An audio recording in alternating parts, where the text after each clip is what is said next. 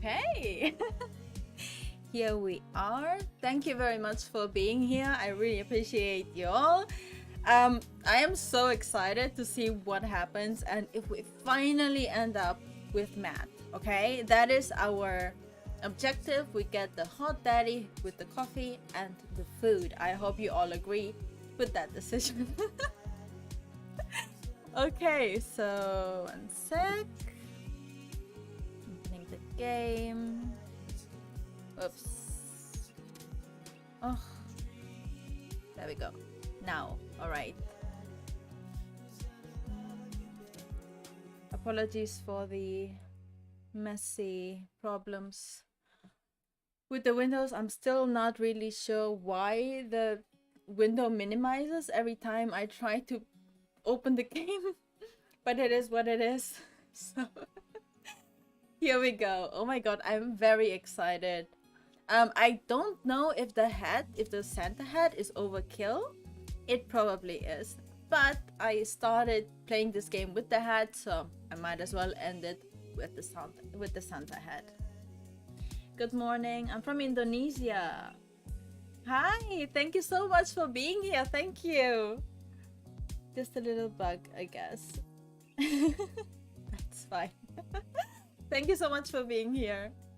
Okay, let's see. Continue and load. Alright.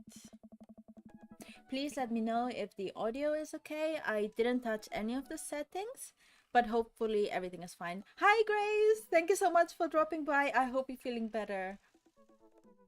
Okay, while I'm doing my afternoon word jumbles, I hear the mail truck pull through the cul-de-sac. I wonder if we got any coupons today. The nice mail person slides a couple letters in a large yellow envelope through the slot. It takes a couple of tries for them to get it in. This looks like something from college. Remember Amanda, the daughter? She was trying to get into college, but she was getting rejected. So I think that is part of her arc, like the problem that she has. So let's see what happens. Hey, my coupons. I take a closer look at the large yellow envelope. Sorry, I'm not gonna see you stream, but I've enjoyed a rest time seeing you live stream. Okay, thank you so much for dropping by. Thanks, and have a nice evening. Well, day. It's still daytime, I imagine. Thank you so much. I lightly knock on Amanda's door. She probably has headphones on. Why are you still wearing the Santa hat? Okay, I know this is controversial. Don't hate on the Santa hat. I began the stream with the freaking hat. I'm ending the stream with the freaking hat, okay? Don't at me. I mean, Santa is a concept, okay? What is time? Manda? She yells through the door. What? I have something for you. I'm kind of busy right now. Can you come back later? You know, Miss Sachiko, I guess, use an American accent a little bit for an excited word, I guess. Such as hip-hop, yo. Yo. Yeah, I don't really have an American accent as far as I know. I have a very weird accent, so... Yeah. Okay, just thought you'd want this big old envelope we got from HIA. Maybe this game does look American. Yeah, I think it is probably from American devs. Immediately, Amanda pushes her door open. Horn Institute for the Arts? I mean, if you're busy, I can come back. Yeah.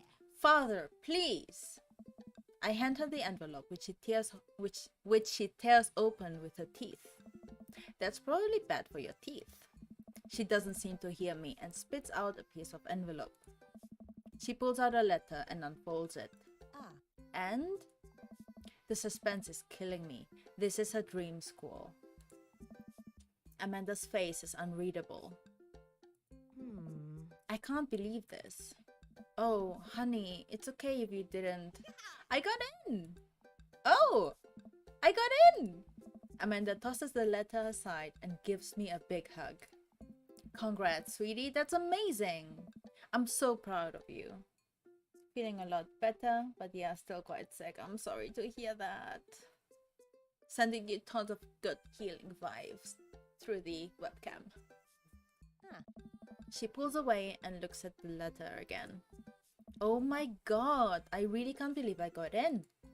Well, of course you got in. You're a great student. You nailed that interview and your photography is incredible. Wait, Dad. I know this one's really expensive and it's so far away.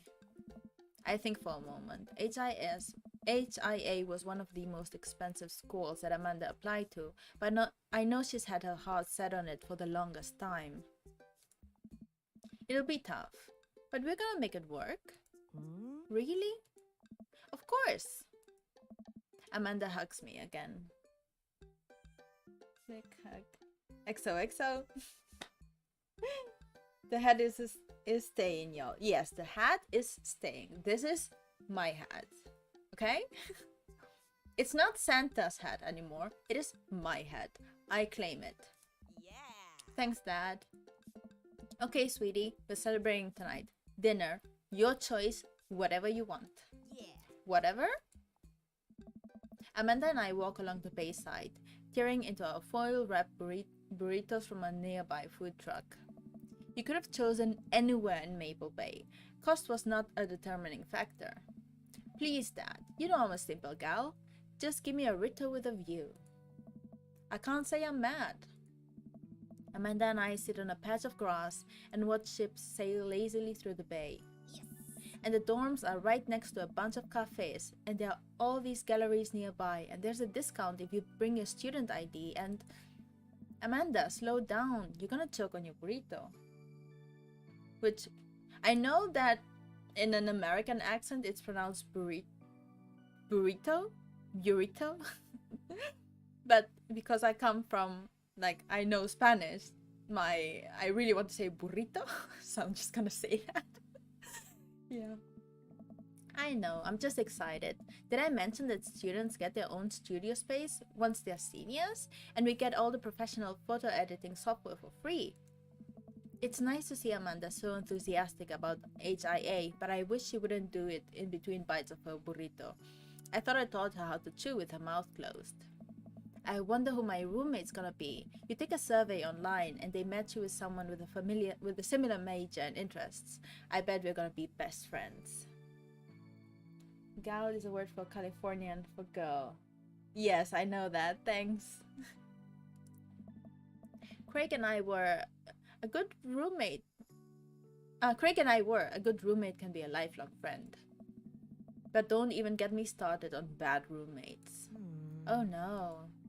I'm just kidding. We didn't have a bad roommate. Our only other roommate was a puppy that Craig brought home one night. We spent a semester fabricating a story about our new foreign exchange student who had a really bad cough that sounded exactly like a dog's bark. Carl ruled. Oh, they let you have animals in the dorms if you get a note saying you need one. I bet I could forge one. I think I'd get a rabbit, or maybe a snake, or maybe both. Would the snake eat the rabbit though? Oh boy, I think I'll leave that all up to you. She's so excited. I don't want to disappoint her, but I need to be real for a second. So, I had that talk with Mr. Vega. He didn't tell you about the dumpster fire, did he? What? No. I don't want to put a damper on the good news, but I need you to knock it out of the park these last few months of school, okay? If you really want to go to Horns, we need that scholarship money. I know you can do it. Okay. I promise I'll try harder. I pat her on the back. Think you can handle a 14-hour drive to come home for the holidays? There's gonna be some treacherous ice roads to cross.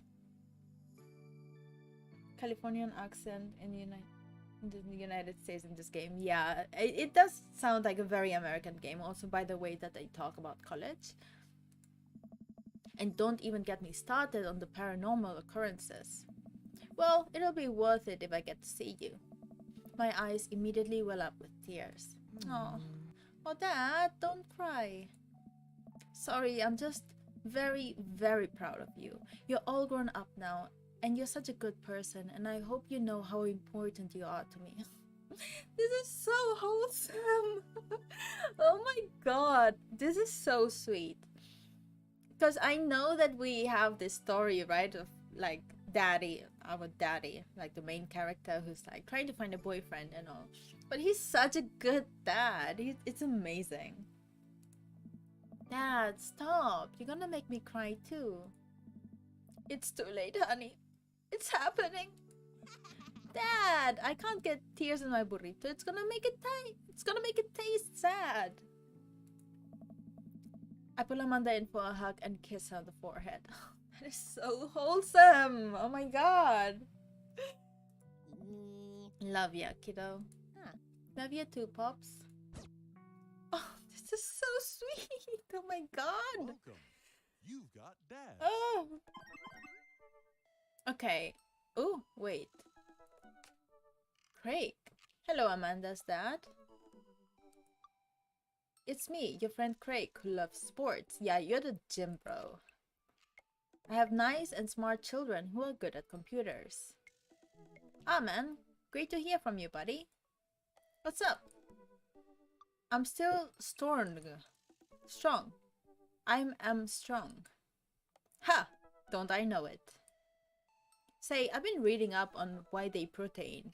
You use that all? Huh? You use that at all? I figured it helped me develop a bit more muscle. Yes, I know what it is. My children are having a tea party and they wanted to invite Amanda, but we can't find her on here. You're also invited. Physical invitation to follow. Cool, I'd love to come. I'll let Amanda know. So how does the romance work? It's daddies who romances them. Yeah, it's daddies and daddies. So it's just a love story between daddies. So there's tons of kids and like fatherly figures, which is so cute. Thank you, Amanda's dad. Attend that party. I mean, yeah, I guess. But I don't want to end up with Craig. Like, I want to be with, Matt. Coffee time. You know dads love coffee. Gonna brew myself something black as midnight on a moonless night. I put on fresh pot and work on a few word jumbles while I wait for it to brew. That sounds like me IRL. Hey, this one spells sorrow. Dad, ready for today? Maybe this game can teach you American with Californian accent. Considering no one is speaking, I really doubt it.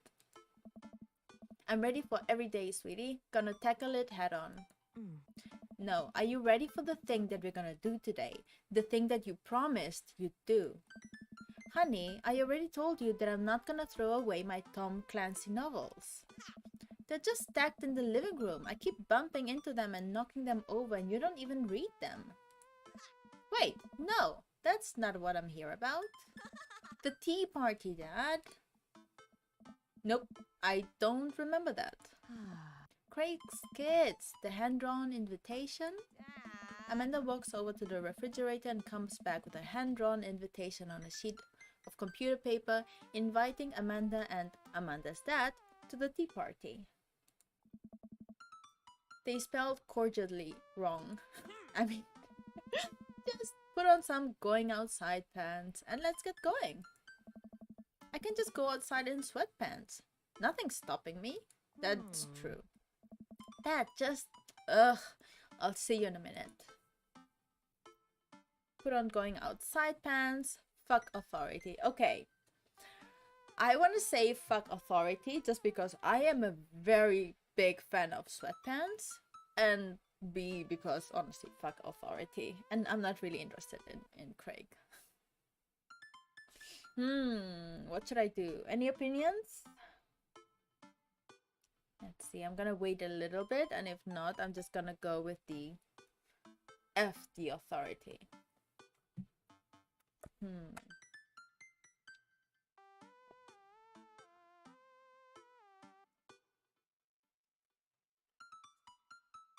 Craig is turn off. Is a turn off, alright, yeah. Okay, I'm gonna say fuck authority. I think this is the right choice. What did I say about the pants? I'm a rebel, sweetie. Whatever, I'm sure it'll be fine. Oh my god. They're twins and they look like their father. Hello, thank you for coming to our tea party. I do my best to bow and present my daughter, who thanks them with a curtsy. This way, please. Brian and Hazel lead us to a small table with tiny chairs. Ooh, my boy Matt is here. Some are occupied with stuffed animals, and Matt and his daughter Carmencita are there too. Yes, Matt is there. Okay, that's good. That is very good. Okay, that is good. Matt raises a comically small plastic teacup at me. Hey, dude. How's the tea? Hey. The imaginary tea is absolutely wonderful. I taste a hint of lemongrass. Hello, Carmencita. Hello, Mr. Amanda's dad. Did you just wake up? No. Why? Those are inside pants. Damn it. Amanda laughs. Please have a seat. I sit down between Amanda and Matt. Yes! I don't think I'm going to be able to get out of this chair. Hi, everyone. I turn to see Daisy and Brian enter into the backyard and take a seat next to us. Sorry we're late. Daisy made me put on my going outside pants. Damn it, I lost again. I have to go now and hawk killing time. Have a nice fun. You too. Thank you so much for dropping by. Amanda punches me on the shoulder. See? Oh, so you approve of cargo shots when they're on Brian, but not when they're on me? Dad, you're embarrassing me at the tea party. This is a high-class affair. But, shh, it's about to start. Thank you all for taking the time out of your busy schedules for some high tea. Now, if you'll all put your design tiaras. Oh, that's so cute. There are little tiaras sitting on everyone's plates. Well, except for Brian's.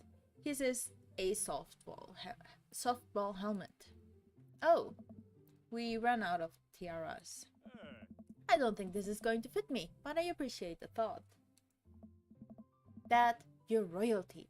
Please act like it.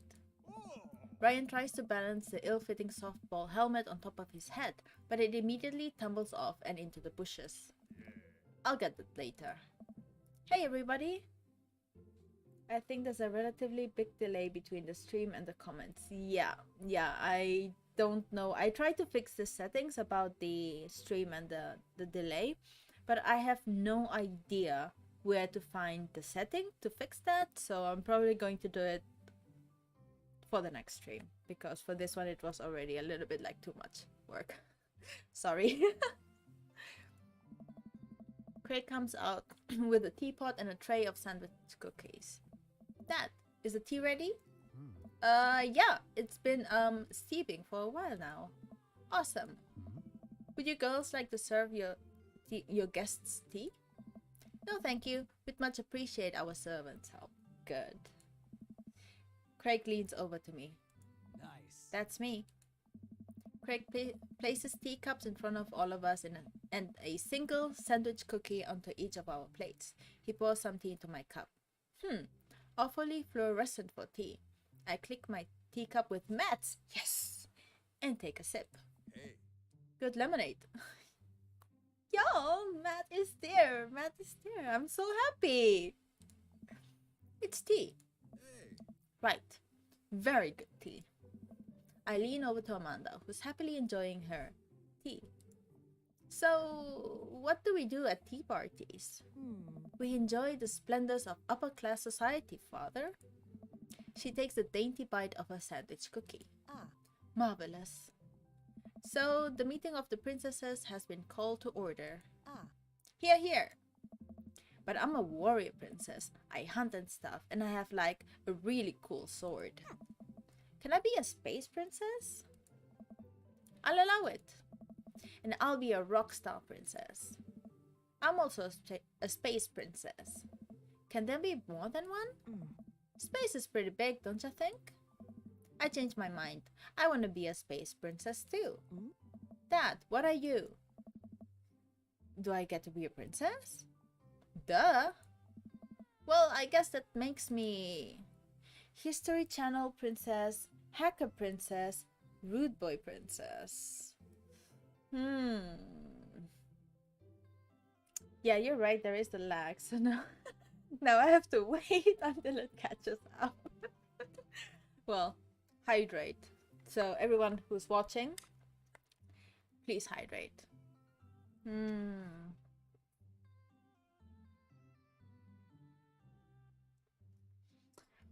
I think I'm going to go with History Channel Princess because Hacker, he didn't really know how to use that book, so probably not. Rude boy, I don't want him to be rude. He's not. He's just oblivious, not rude. So maybe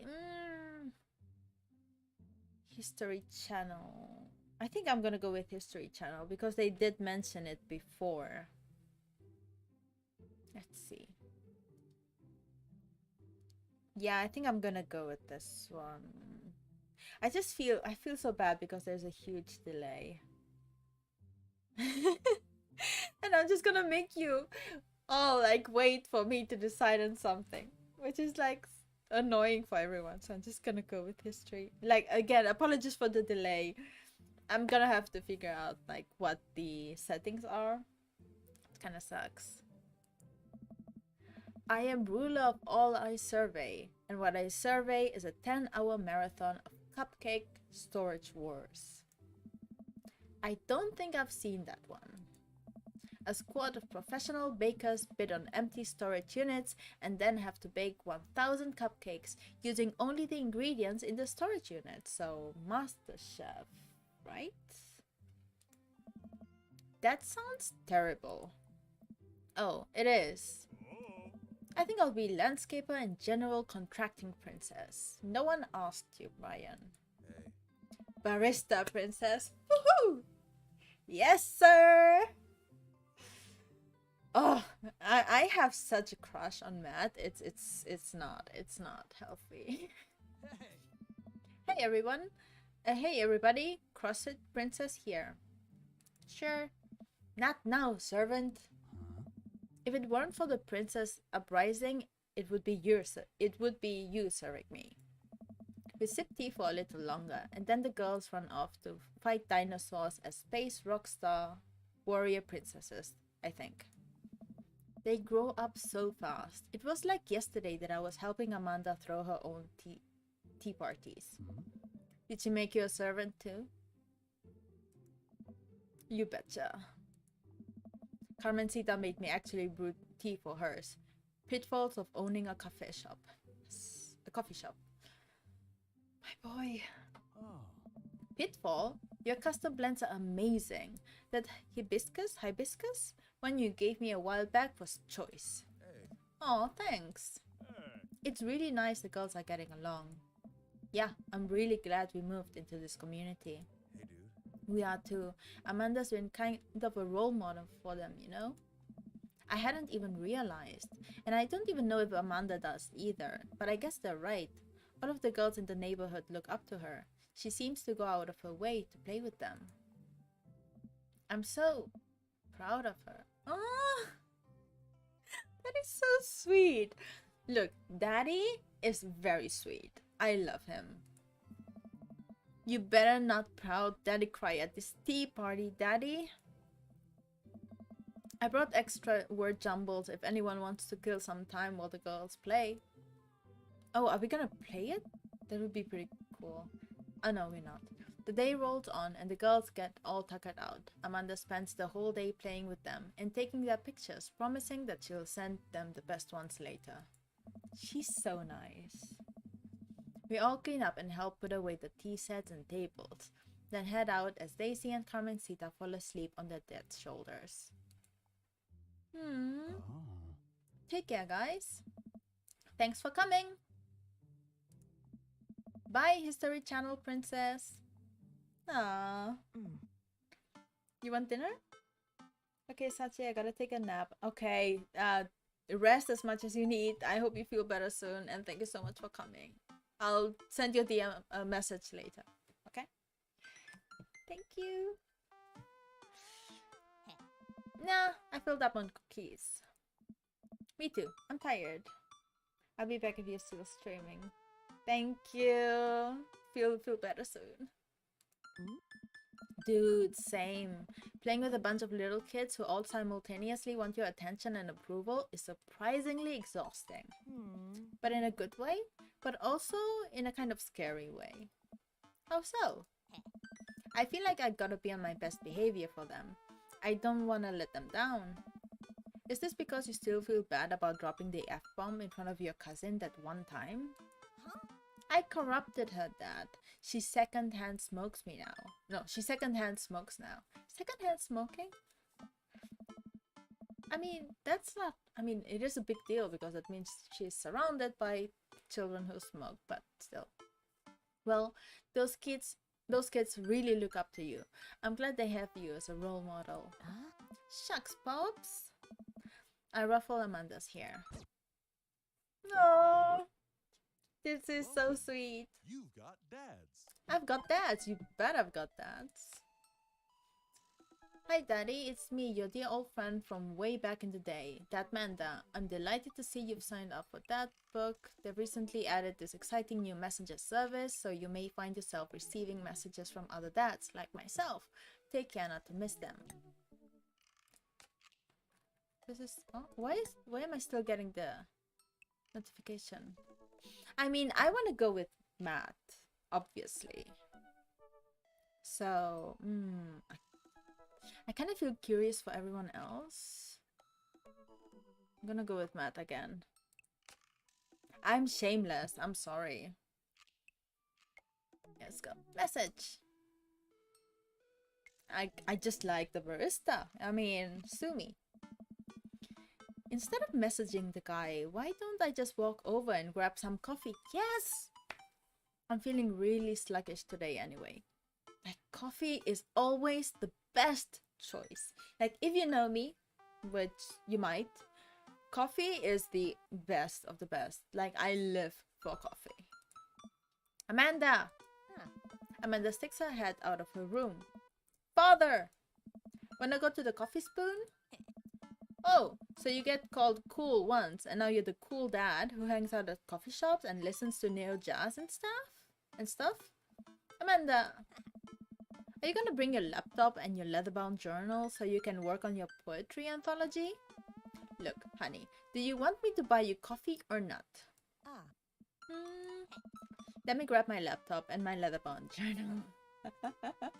She is me when I was like 16, for real.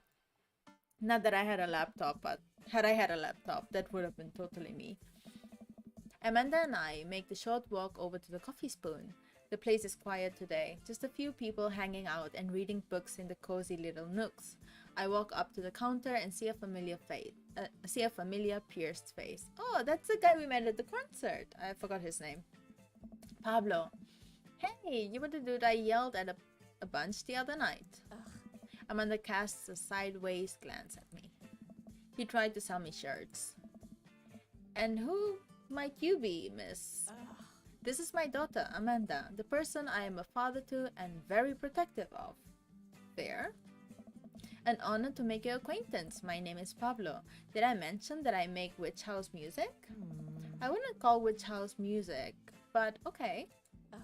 A piercing blow to my ego, though not one that will dissuade my need to impress you. Does Pablo like her? I mean, I don't dislike him. My innate dad senses tingle. I'm overwhelmed with a fatherly protective energy. I must do something to protect my child. Change the subject, defend witch house, reappropriate lines from Taken. Oh, this is a hard choice because I don't know what any of these... I don't know what witch house is. I don't know what Taken is. And changing the subject. You know what? I'm gonna ask Siri for this one. I'm just gonna... Oops, I got a message from my husband, which I am going to read later. Siri. Choose a number between 1 and 3. It's 3. Okay. Reappropriate lines from Taken. Listen here, Pablo. I have a very specific skills to I can type pretty fast for people my age. If you so much as harm a hair on my daughter's head, I'll be coming for you at a comfortable 80 words per minute after I practice a little. Dad? Daddy? Why? Why does this surprise me? Like, every time someone calls me daddy, I'm like, ugh.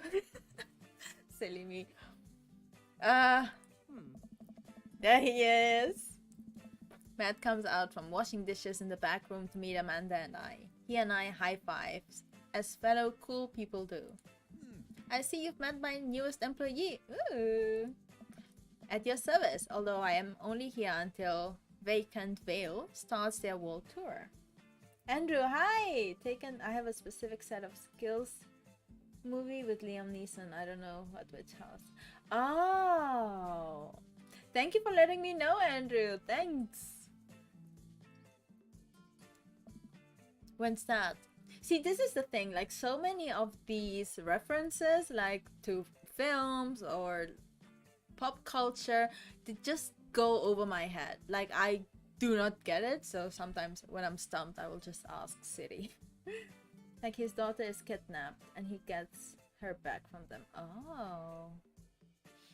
Wait, that's not the movie from the meme, is it? The one where he's like... Oh, wait. What was the line? I will find you or something like that. There's the meme with I think it's Liam Neeson. I have no idea who. I don't know actors or anything. But he's like, I will find you and I will something. Maybe that's the film. Well, we have to put out a record first. All right, Pablo. Now what do we do with customers again? Right. Yes. Pablo clears his throat. Yeah, that's it. Okay. I got a reference. Oh my god. That's amazing. Thank you for letting me know. Hello, good folk of Maple Bay. Can I interest you in a tasty caffeinated? Yeah, should be that. Beverage? Yes. A smashing pumpkin spice latte, please. A classic. And you?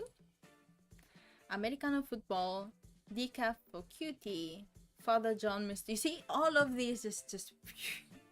Like, Americano, I'm guessing American football, because that's the sports. Decaf for cutie is just no idea. Father John Misto, I do not know who Father John Misto is. But, if it was me, I would just go with black coffee, because I'm a masochist, and I hate my stomach lining. So I would go with Americano football. Yeah, I will find you. That's it. Yes. Okay. I'm so glad I got that. Shall I get the... I think I want the Americano, but if there's a funnier reference, let me know.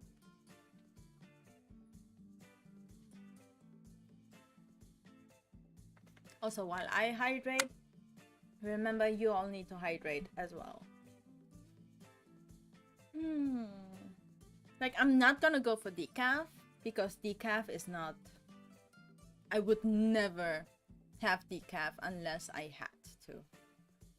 But I have never had to, so... Javi! Oh my god, hi! Thanks for coming! We are still choosing... You know what? I'm gonna go for the black one. For the Americano football. I imagine that's black coffee. So yeah, you know what? Let's do that. The second one is a band reference. Death Cab for Cutie. I don't know the third. Smashing Pumpkin is a music group. You all... I don't know what I would do without you guys to help me understand the references. I'm just gonna go for black coffee. Americano football, please. Our coffee is as strong as that band's feelings. Wait, is it band? God damn it, I missed that. Good choice. I don't get it. Thank you, I'm Daddy. Yeah, I don't get it. Oh, American football is a sport. But it's also this emo band that made a good album and then waited over a decade. and then made another good album, and the music was very sad and sometimes featured sad trumpets. Hey. And I'm over explaining the joke again. I mean, that's why we love him. Because without him explaining the puns, it just no. Coming right up. Pablo gets to work making our drinks while Matt observes him. Oh. He'll get the hang of it. For as goofy as a dude as he is, kid works hard. Said trumpets. Hi, Dean! Thanks for coming! Hey man, that concert was a lot of fun. We should hang out again. Yes! Take the barista out! Hey. Hell yes! Oh. I'm actually gonna be training Pablo in a couple hours and was gonna go record shopping. Wanna come along? Absolutely! Hey. Yes! Pablo brings us our drinks and Amanda buries herself in her laptop. I spend my time sipping my drink and cracking jokes with Matt. Didn't catch the reference to the band. Never followed Emo very close. Fair. I mean, I didn't follow anyone. anything. Last time we hung out, he told me that he had trouble hanging out with other people, but for some reason he and I can talk and joke like old buds. It's weird. No, it's not. I feel really comfortable around him. Yes. Yes. Once Matt feels comfortable leaving Pablo on his own, I say goodbye to Amanda and we start walking to the record store. Hey. Have you ever been here before? No, I mean, we have a record player sitting in the living room, but all I have are 2 copies of Frampton Comes Alive. Hey. Oh, this should be fun then. We're gonna find you some good stuff. I'm not gonna understand anything, like at all. The walls of the store are packed with posters, artwork, stickers, and records. A few people mill around, flipping through milk crates of albums. Some indie band is playing through the speakers. It's a nice vibe.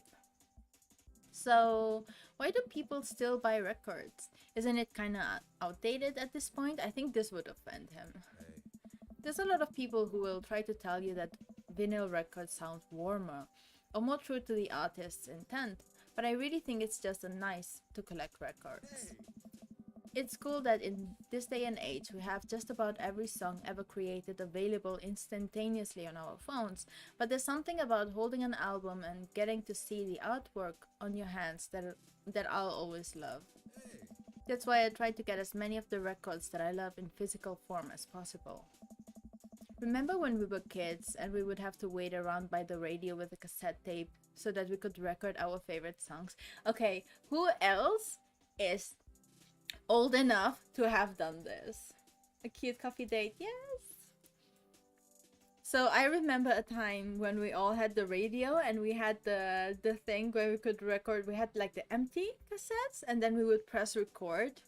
And sometimes, I don't know, like at least that's what I remember in Spain. And sometimes the songs would get interrupted like around the end of it. So we would never hear the end of it because there would be like ads coming and it was a whole trip.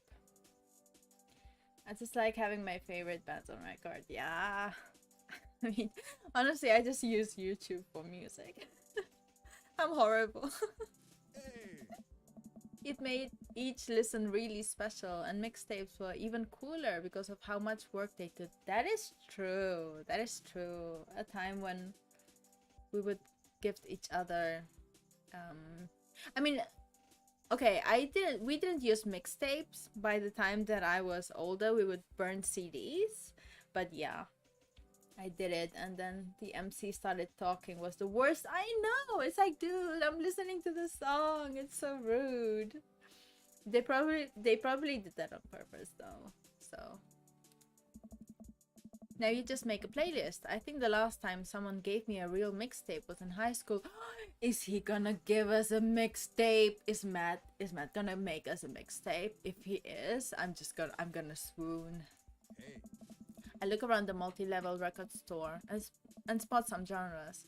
Future wave, jungle, anarcho-punk, nunsploitation. Nunsploitation? I have no idea where to even start. Bro, same. Man, this is a little overwhelming. Oh. Yeah, let me help you find something you might like. If you were a milkshake, what flavor would you be? Ah. Cookies and cream, vanilla, strawberry, purple. Okay, this is weird because I vibe with purple because it's my favorite color, and when it comes to taste, it's always like raspberries and like blueberries, and I love that. But for fruits, for an actual milkshake, I would go with strawberry. What do you think? Cookies and cream and vanilla are great, don't get me wrong, but I always go towards the more fruity taste, especially the ones that are like more tart and acidic. So like strawberry, orange, lemon. I love lemon for like sweets because I like the contrast. I hate choosing. Strawberry. I'm gonna go with strawberry. Although I kind of like purple. He's also wearing purple, so I think this is a sign. I'm gonna go with purple. Yeah. Oh. If you could only buy one type of candle scent for the rest of your life, what would it be? Strawberry is great. Yeah. Maybe I should have chosen strawberry, but like he's wearing purple, so I think it might be a sign. Daffodil, mountain spring, camouflage, summer breeze, spring creek fireball, power violence, cherry blossom. I'm just at the age where hit clips came out, and I genuinely believed would be walking around with pockets full of loose chips and keychains to listen to music in the future. I mean, to be honest, I don't think anyone saw smartphones coming. Like it was more believable to imagine like the glasses, like the Google glasses, than to actually imagine carrying like a square thingy that was like change the world. So yeah. Okay, cherry blossom, power violence, cherry blossom, because this seems like a very strong, sweet, flowery scent. Oh. What's your favorite ambient sound? Rain, bowling alley, Star Trek, House of the Bone Cars, Star Trek. Actually, I'm not a Trekkie.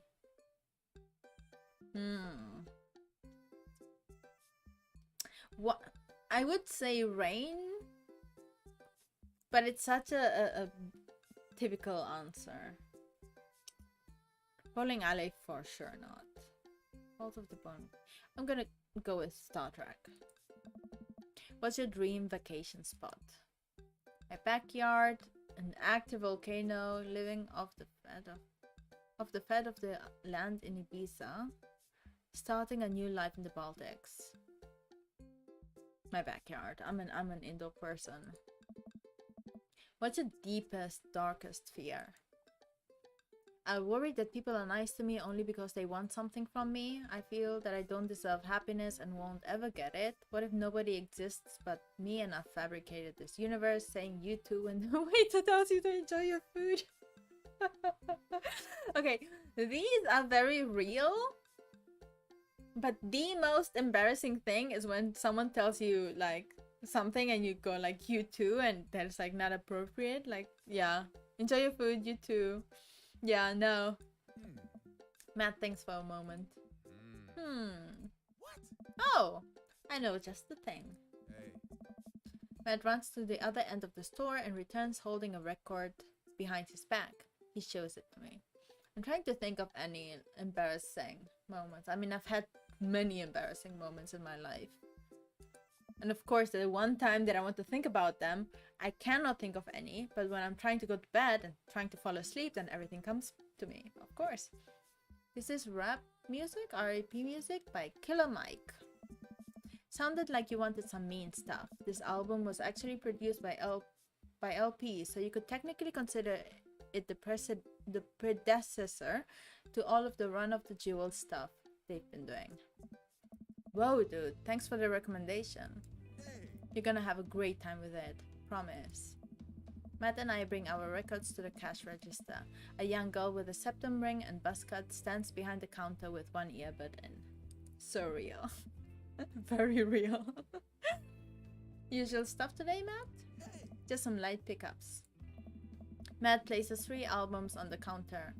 Swear I'm good at this by Diet Sick, Forever by Mystery Skulls, and Greatest Hits by Remote Drive. Tight. The cashier rings Matt up and hands back his albums in a bag. She stares at me suspiciously. Who's the nerd? Rude! I mean, yeah, correct, accurate. Hey. That nerd is my buddy Daddy. Daddy, this speaking of human charm, is Molly. I got kicked out of art school for destroying my paintings at the end of every critique.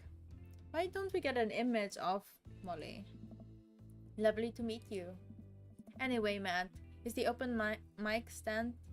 Is the open mic night still on? Hey. You know it. Are the Third Waves gonna do a special acoustic performance? I might see if I can get a few of the girls together. There's an open mic night going on? Hey. Yeah, dude, we do it every month at the Coffee Spoon. Some amazing talent always comes through. Got a flyer for it right here. You and Amanda should come by that night. Hey. Matt blushes! Oh. I mean, if you're not doing anything, oh, I mean, for you, I'm dropping everything, boy. Hey. Will Vacant Veil be playing? Yeah, sounds great. If only, I finished paying for my record and we head out of the store. Man, what a trip down memory lane. I haven't been in a record shop like that since Vans had shag carpeting. Now that you mention it, isn't it strange to think of all those weird little musical memories? How do you mean? Well, I think music is a very time and pace sort of thing. A song is important to me, not only in that I think it's a oh my god. I swear I can read. A song is important to me not only in that I think it sounds good, but where I was and what I was doing when I listened to it. You see, I can read. I can do it. There's music that reminds me of excess, of struggling through school, of being so poor that I didn't know where my next meal was coming from. Hey. All that stuff, and listening to those songs reminds me of those memories of my life. Yeah, now that I think of it, even the pop concert Amanda made me take her to is special to me. I mean, I'm not really a fan of the band, but hearing their songs on the radio reminds me of how young and excited Amanda was. Hey. And then that even reminds me of a younger me going to see my favorite bands in concert with all my friends. We would always go to my friend Cynthia Chapman's house beforehand and smoke pot in the basement like we were so slick. Her parents definitely knew what we were doing. Wait, when was the last time you smoked pot? Matt stops and thinks for a moment. He was gonna be like, this morning. It's been decades. Oh, no. Dude, me too. Where do you even get pot now? Is that even what the kids call it these days? I don't know. Oh. But I bet I could find out. Do you want to get high and listen to our new record? Yes! Say no to drugs. Oh, what should I do? I mean, yeah, pot is not a bad thing. I've never done pot, but it is an experience that I might consider doing. Not smoking, because I don't think I would be good at smoking. But I mean, in Japan it's completely illegal, so I will not be doing any of it in Japan. Should I say no to drugs? I mean, I'm the one who suggested it, so I'm gonna go with yeah. And it's only pot. It's only one time. It's not like we are agreeing to do it like every single morning. So yeah, why not? Matt pulls out his phone and starts texting. This man knows his way through life. Hey. After a few minutes, he looks up and smiles at me. Hey. Ah, Molly's got a hookup. Says to meet in an alley near the coffee shop. This is getting a little bit like, Hey. sus. Okay, if it turns out that it's the feds, you make a break for it and I'll take the heat. Just promise me that you'll raise Amanda like she was your own. Aww. You realize that weed has been legalized in the state yet? Yes. I wasn't sure, like, because depending on which state, some places it's legal, some places it's decriminalized, and I have no idea like what it's like now in the entirety of the United States, so I guess it would depend. And also, I think this game was, what, 2017? So yeah, I don't know what the case was. I definitely knew that. Hey. But we live in dangerous times. Who knows what lurks in the seedy underbelly of Maple Bay? We could find ourselves in the wrong end of a deal gone bad. Just look out for Amanda. I swear. Wait. Oh, What? here's our guy. Coming around the corner of one of those nasty grease dumpsters, shrouded in darkness, is a lean figure dressed in all black. Excuse me, Mr. Drugman. Bro! Wait! What? What are you doing? Surprised, the person almost jumps out of their skin. It's Lucien, Damien's son. What? Who sent you? What? We're cool, man. We're cool. Says who? For all I know, you could be with the feds. Actually, we recently prove you're cool. What? I need to know you're... Huh? I need to know that you're down or I bolt. Show him you're not wearing a wire. Impress him with your extensive knowledge of current drug lingo. Cite mutually assured destruction. I just want to know what the drunk lingo is gonna be. So, I'm gonna go with this one. Oh yeah, you know I'm cool. Every day I'm ripping that stinky grass. You know, Stalin's handiwork. The dandelion of the damned. 520. Oh, he didn't like that. Wait, which one is the drug number? Stop.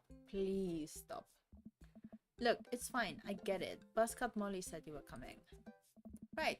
Now that formalities are out of the way, let's make a deal. Alright. How much do you want? One what? Oh. Yeah. Hey. He means weed, Lucien. Yeah, but how much? Hey. One? Oh my god. Okay. Between me and Matt, we are just crushing it, okay? I don't even get the 420 reference. I don't get it. Oh my god, look, here. Take this and give me 10 bucks. Just don't tell my dad. Let's all forget this ever happened. Hey. I won't tell your dad if you don't. Lucien hands me a baggie of something and disappears down the alleyway. I open it and take a deep whiff. Smells like genuine drugs. Yes, siree. Isn't 10 bucks like very cheap? Never heard of this one, me neither. Hey. That went smoothly. Yeah, we should get off of public property before we smoke this. Oh. Great idea. Let's head back to my place. Yeah. Yeah. Matt and I walk to our cul-de-sac and stop at a gas station on the way to buy rolling papers and soda. I feel like I'm 16 again. They're both so that like I love it. Yeah, they're great. I mean, Matt is the best. Carmencita's having a sleepover tonight, so that gives us all the time we need to do drugs. Hey. Awesome. Let's do some drugs. Okay, disclaimer. No one watching the stream should do actual bad drugs. This is not me endorsing drugs. No one is endorsing drugs here. Drugs are not being endorsed at all. just have to say it before this gets clipped out of context. Because you never know who's watching. Matt pulls out one of the records out of his bags and puts it on for us. I plop down on a comfy leather couch and look around his place. There are a bunch of band posters and his record collection takes up an entire wall. Whoa, what a collection. Oh. Been collecting my whole life. It was nice to finally get them all in one place after being on the road for so much of my life. Had to ask my parents to hold on to them for me. Matt sits down next to me and we lay the marijuana drugs out on the coffee table. Do you want to do the honors? Please, it's your house. Oh. If you say so. Huh? Matt pulls out some rolling papers and sprinkles some of the beatnik tobacco onto a piece. He starts rolling it back and forth, and the paper breaks almost immediately, spilling drugs all over the couch.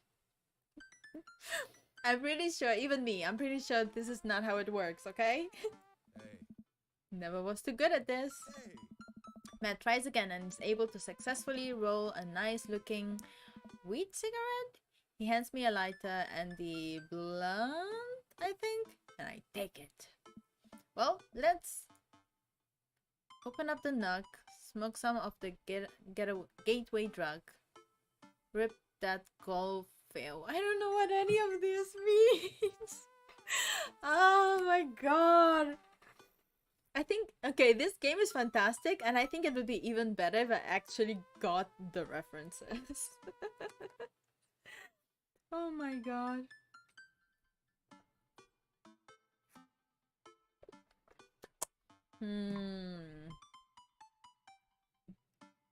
Open up the nug. Smoke some of the gateway drug.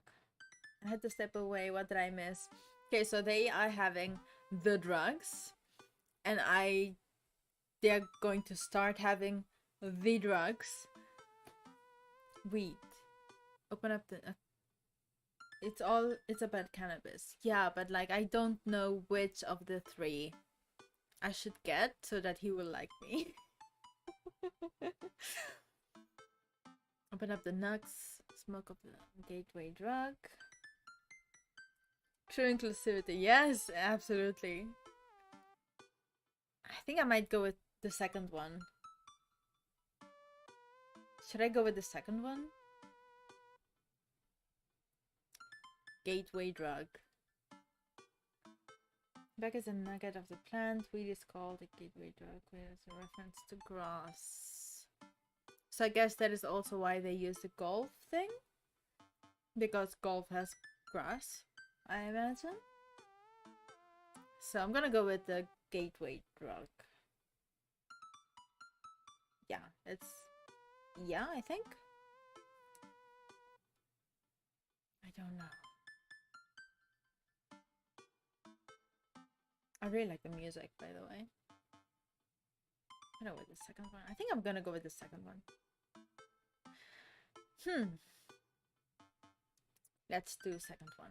Come on. Yeah, got it.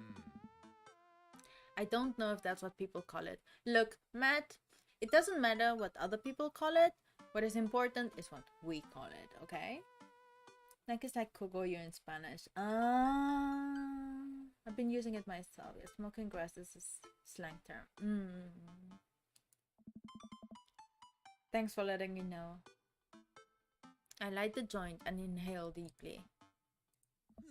This is not what I remembered. It's been a while though. Maybe pot drugs have just gotten more potent since the last time I smoked. I pass the joint to Matt and cough a little bit. So it's what you grind up, but before you grind it. Okay. Should it sting this much, or am I just a baby? Oh my god, is he allergic to it? Huh? Matt takes a hit and his eyes go wide. That's not weed. Oh god. Hey. Did weed develop a taste for meth? No, it's... Matt takes another hit and winces. Hey. Yeah, this is oregano! Damn! Damien! I sniffed the ear. Yeah, that would definitely explain why it smells like a pizza place in here.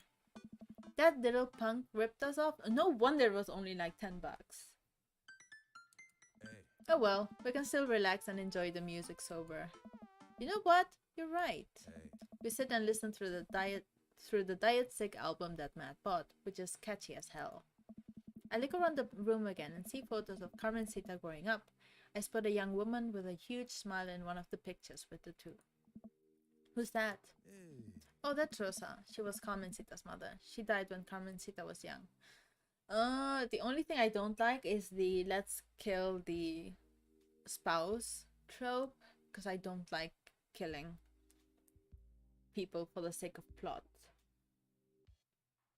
Like, just, for example, like with our husband, in the game they also passed away, but in my story, like in my canon, in this playthrough, they are overseas. I'm sorry to hear that. Amanda lost Alex. Alex must have been at a young age too, because Alex went overseas, because that is reality. I can understand how hard it must have been. I look around again, spotting a framed gig poster hanging on the wall. On it there's an illustration of Matt and Rosa surrounded by flowers. The cursive lettering reads, "Stillness the dancing." Looks like they played the Soundgarden over a decade ago. Were you two in a band together? Hey. Yeah. That was the reason I was touring so much when I was younger. We traveled the whole country with this rinky-dink little van. It was hard to start, but once we started gaining notoriety and seeing how much our songs meant to kids, it was just incredible. Wow, that seems like a life some people only dream of. Hey. It was, and it was difficult at the time. And it was difficult at the same time. I couldn't have done it without someone by my side. Alex went to live on a farm overseas. Exactly! Alex is very happy and is completely healthy and overseas and thriving. That's canon. Rosa and I knew that we couldn't do it forever. The long hours on the road, missing your family, sleeping in the van, all that stuff. Oh, man. So once she became pregnant with Carmencita, we put down roots in our favorite town to play in, right here. Since she was a kid, Rosa always had a dream to own a quiet little coffee shop. She, went overseas before it happened. I'm so sorry. Oh. Don't be. I'm not really sure what to say. I couldn't possibly count the number of times I told people the same things after Alex went overseas. Okay, let me address something. I don't want... The reason why I'm making this go overseas is, like I said before, because I don't like the trope of killing off old romantic interests for the sake of plot. Although at the same time I do have to realize, I do have to take into account that this is something that does happen, to lose a spouse due to illness, accident, whatever. So I am very aware that this is something that happens, and it's something that needs to be acknowledged, and it's something that is not being talked enough as it is like in normal society. But for the sake of this playthrough, I do want to make it more like lighthearted, which is why I'm doing the overseas trope. Hey. Matt gets up to flip the record. Next to the turntable, I notice a dusty piano. Do you play? I'm out of practice. I used to jam on the keys back in the day. Oh yeah? I fronted the hottest 7-piece ska band that Eagle Rock Bay High School had to offer. Hey. No way! You had a ska phase. Phase? Ska never dies. Hey. Except for Feminist Manifesto, who broke up after the senior talent show to pursue solo careers. Yeah, sounds great. He's like, yeah, sounds great. Dude, that's so rad. Matt pulls out the piano bench. Hey. Give me some of that two-tone love. Oh man, let's see if I still got it. Hey. I sit down at the piano. Go with a classic. Stick to ska. Anyway, here's Wonderwall. I mean, Wonderwall is a classic. Even I know Wonderwall.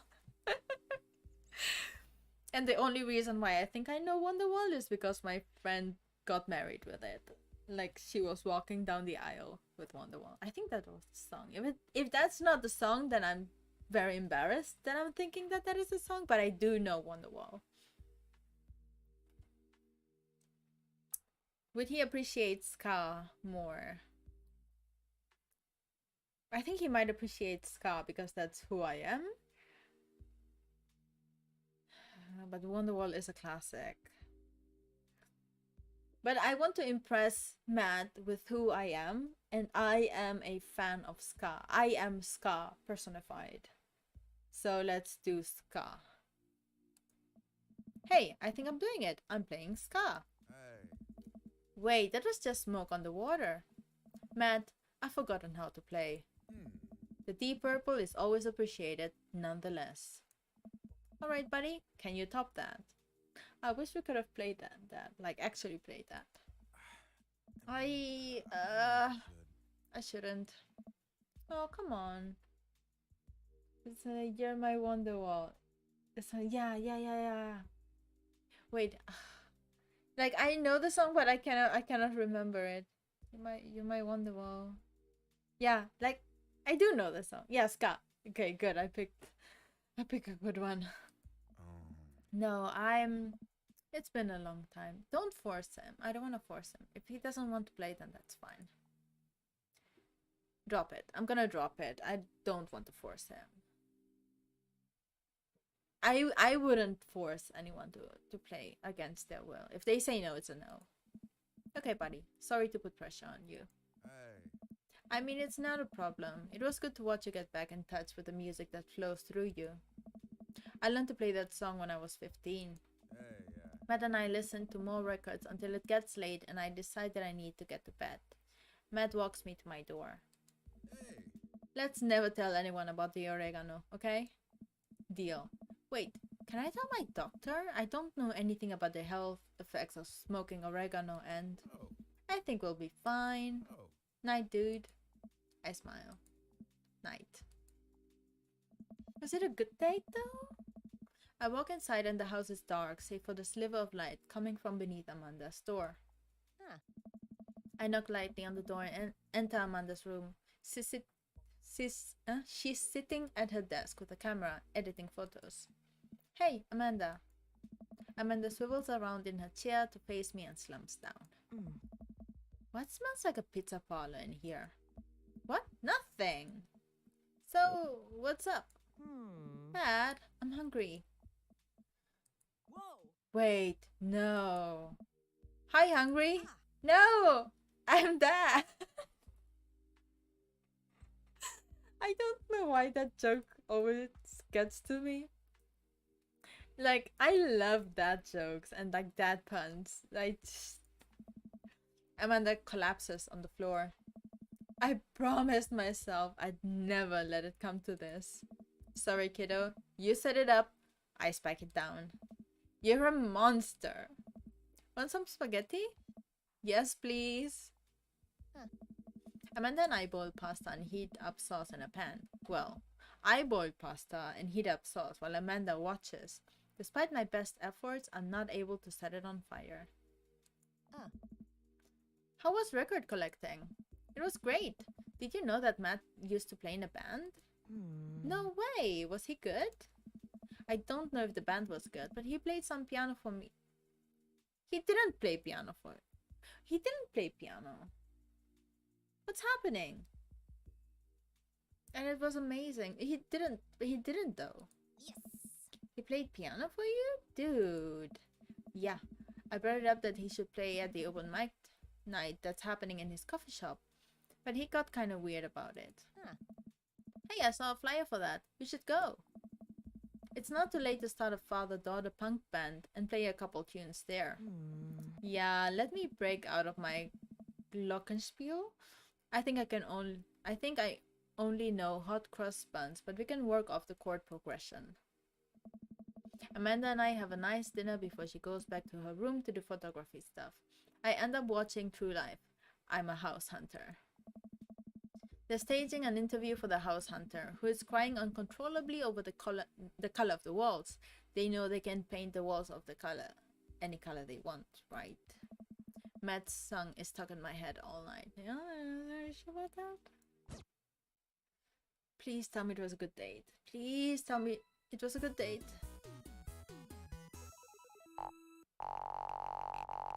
How much is that? Damn it. The crowd wasn't into it, but Oh. you tried hard. Oh, there was a bad date. Damn it.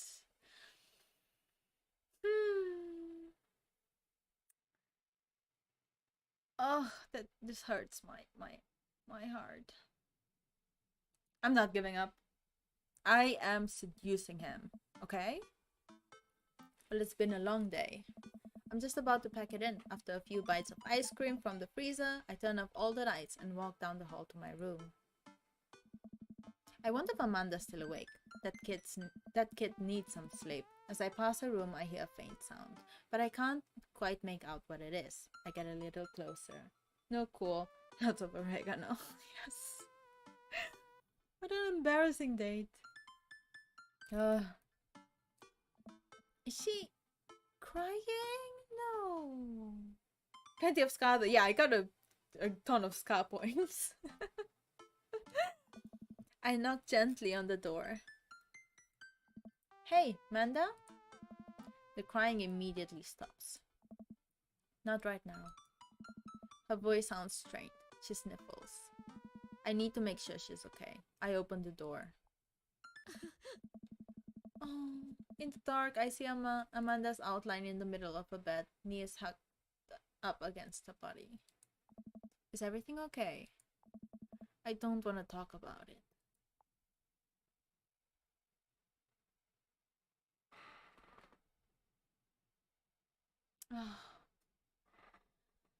I love her as though she was my actual daughter. I don't want to leave her alone. No. This, I don't know, leaving her alone right now just sounds cold. So I'm not doing that. Did something happen? No, nothing happened. Go away. Damn it. What do I do? What should I do? Oh no. Do I insist? Push a little bit, maybe she'll open up. Yeah. I'm worried. She's crying. Maybe a second time and third time I leave her alone. I don't know. Amanda, get out. Okay. I quickly leave the room and shut the door behind me. Once the door closes, I can hear her crying again. I mean, now at least she knows that I'm worried and that I want to know. Oh, this makes me sad. Legit sad. Wow. What has her so upset? She seemed fine earlier. She's usually so open with me. Did I do something wrong?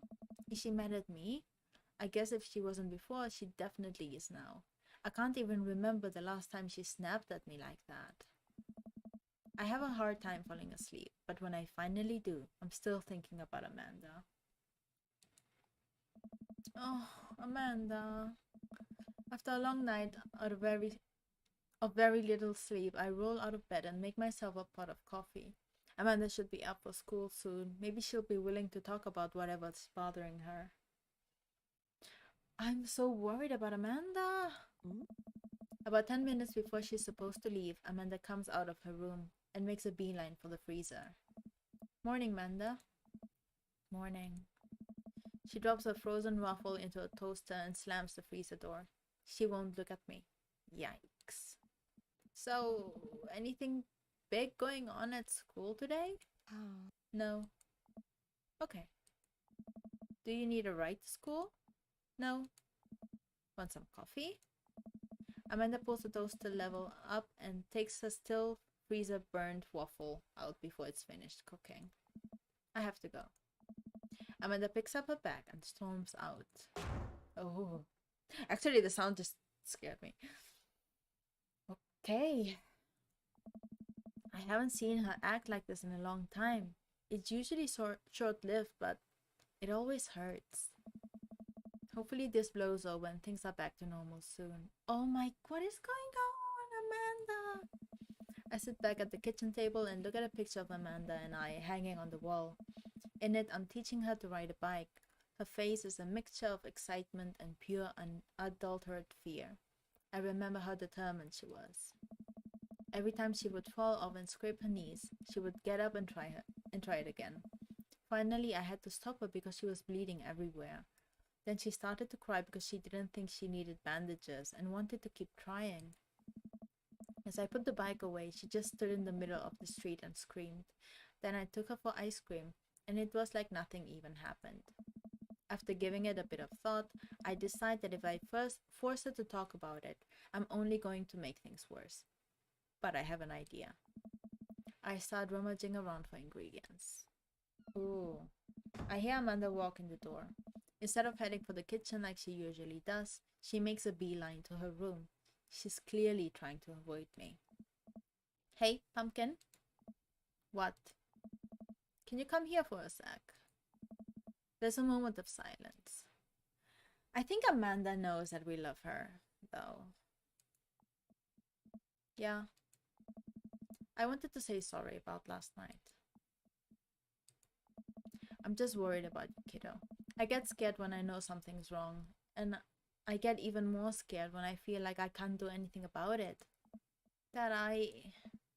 So just whatever it is, and you don't have to tell me if you don't want to, but whatever it is, just know that you have a dad in your corner who wants you to be happy. Oh god. I'm gonna cry. Oh god. Oh no. Honey, you know I'm bad with words. I was hoping I could speak a language we both understand. I pull a cake out of the refrigerator and place it on the table. Hopefully the frosting has set by now. Ta-da! Dad.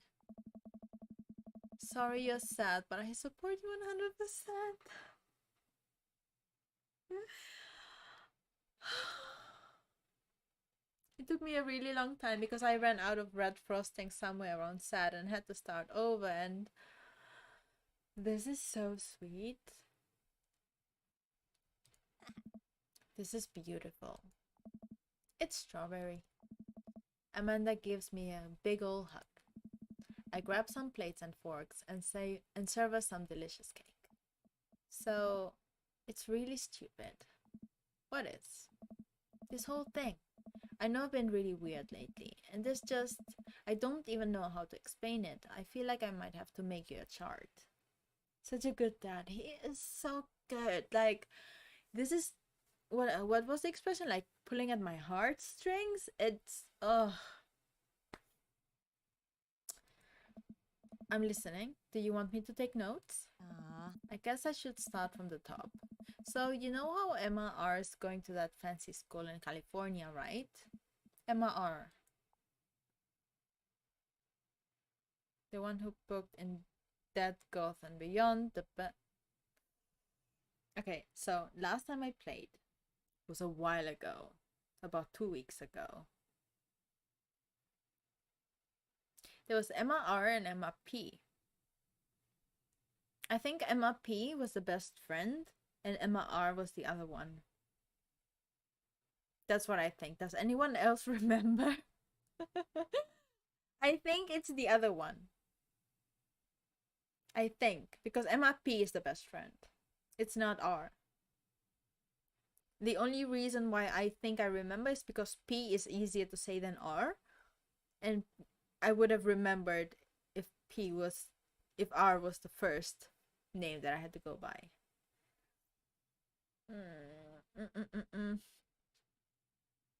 But it seems kind of rude to say other one. So what do I do? The other one. I think it's the other one, but it's just rude. So the best friend is P. I can't remember. Yeah, me neither. I'm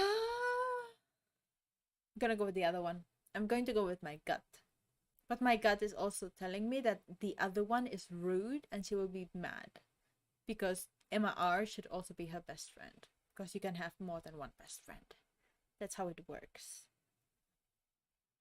Damn it! The other one, best friend. I'm gonna go with the other one. I guess I'm not technically wrong. Heyo, best dad. Daddy of the year. It's good to have fallbacks like that one. Anyway, ever since she got the acceptance letter, I've been feeling like she's drifting away, you know? And she's been spending a lot more time with Grace and Emma P. I just thought it was all in my head for a while, but then I found out from Rosie M that both of the Emmas, Grace and Noah, all went to a party at Mackenzie F's on the same night they all told me they were busy studying for the Calc A-B final. Yikes. So, another important piece of information is, God, this is embarrassing. I have a crush on Noah, and that's a thing. What? Whoa, I had no idea. I definitely didn't know that. Okay, you're a bad liar. So are you. I learned from the worst. Oh no. Anyway, so the only person I told about the crush was Emma R, and she promised not to tell anyone. And I didn't confront them about the party thing because I didn't want to start drama, so I just kept quiet and kept going about my business. Amanda sighs. And then one day I invite everyone out to get nachos at the mall, and after not texting me back for like 2 hours, even though none of them ever put their phone down for more than 60 seconds, they all say they're busy, like simultaneously. So I tell them, never mind, I'll just eat nachos at home, right? But we were out of chips, and I really, really wanted nachos. Totally understandable. Oh. So I go to the mall anyway, and I get to the food court, and who do I see there but Grace, Emma P, Emma R, and Noah, all hanging out together and eating nachos without me. Oh, that sucks. That sucks. Unless they're doing it like for a birthday party and like they don't want to tell Amanda because it's a surprise, that really sucks. Like if you've been there, it sucks.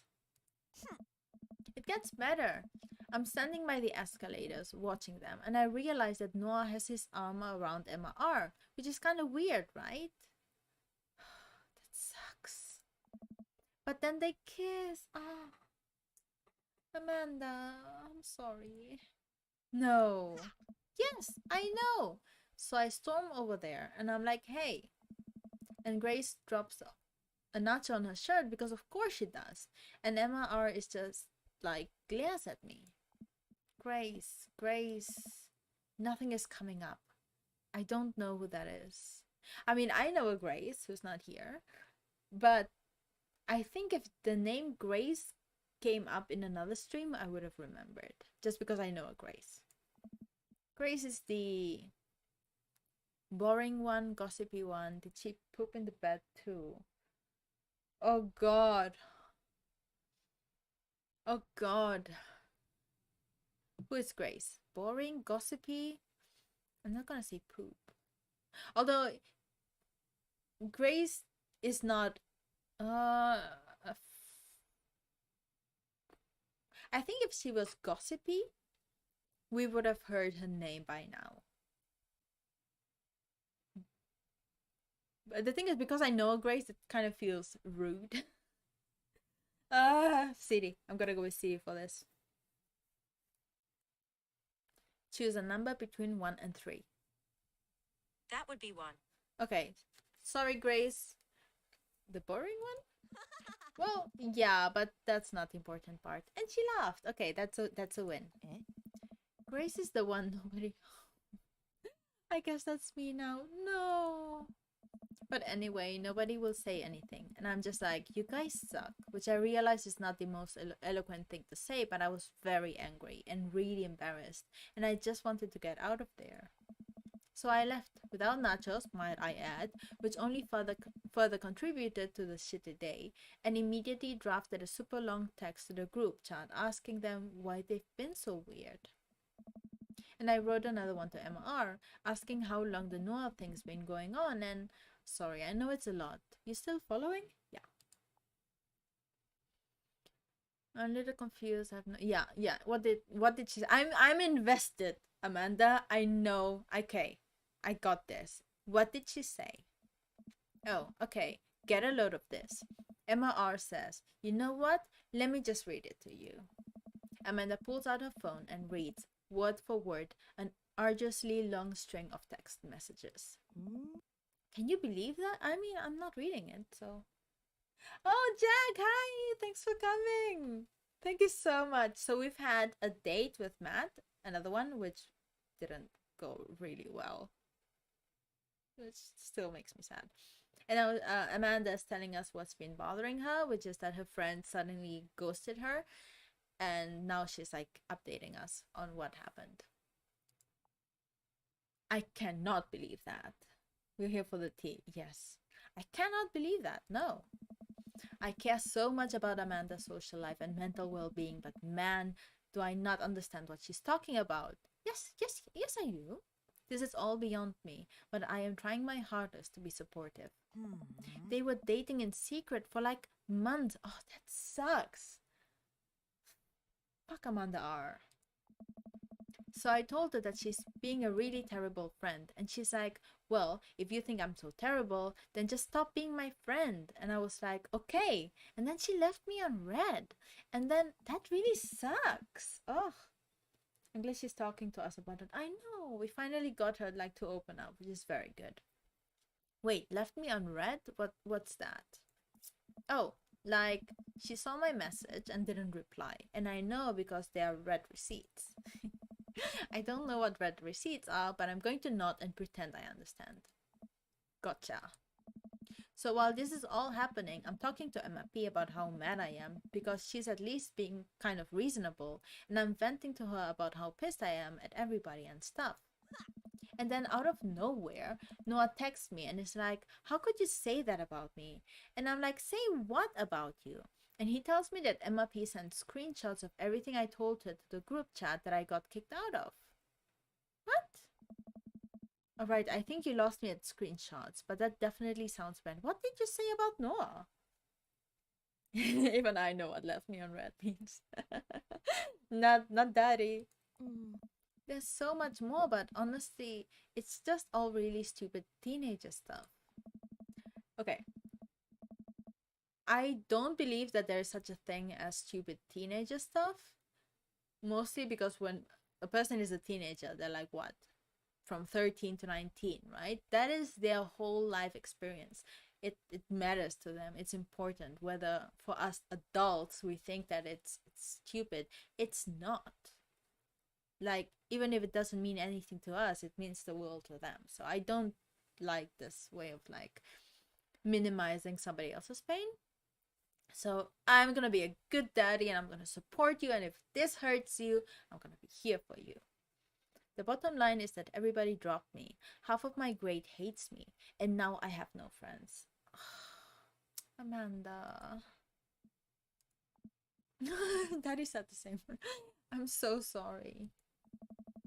I almost expected it from everybody else, but Emma R's been there since Dad died. I can't believe she would just stab me in the back like that. Stupid teenager stuff is only something you can apply to your own passing. You can only apply to your own passing. I mean, yeah, like the only thing that one could say is stupid teenager stuff is one's own past, because we get to define it. But at the same time, I do think that if it meant something to us, if that was like so dramatic, there's a reason for that, and that's still valid. You tell me. We'll find new friends for you. Exactly. She's going to college soon, so it's fine. I'm not even that mad that she's dating Noah. I'm just upset that she lied to me about it for so long. Feels like this is the most important thing at that age. Yes, because it is. It is the most important thing. This is everything they know. The social life that they lead at high school is their whole social life. So it is very important. And yeah, all this minimizing talk, like, oh, it'll get better, you just wait until you get to college. No, it's important at that moment. So let's acknowledge and accept it as really important. Amanda stabs at the remnants of her cake. Okay, I take it back. I'm kind of mad she's dating Noah. Like, what did I do wrong? Why did everyone just suddenly decide I'm not cool anymore? Why wasn't I enough? I don't understand. And as mad as I am at everyone, like, I miss them, Dad. Amanda looks so dejected. I almost can't take it. What could I possibly say to help? Anyway, that's it. That's the whole sordid tale. Thanks for listening. Tune in next week for more hot gossip. Wow. I know, it's pretty dumb. My kiddo's dealing with stuff similar to that right now, so it's really, really super important. Yes. And I think validating it and just telling them, like, yes, this is important. Yes, this matters to you. It's so validating, you know? I think this is the core point of being supportive. So, absolutely. It's not dumb. No, it's a stupid thing to be upset over. Amanda, your feelings are real. Don't ever be mad at yourself for having feelings. I guess. Unless you've secretly been a robot who's been approximating human feelings this whole time. Dad, if I was a robot, I would have transformed into a monster truck a long, long time ago. But seriously, I know you probably don't want advice, but I feel like it's my duty as a dad to bestow upon you a few nuggets of fatherly wisdom. Not all friendships last forever. Real friends don't do that. High school sucks. Oof, okay. This is true.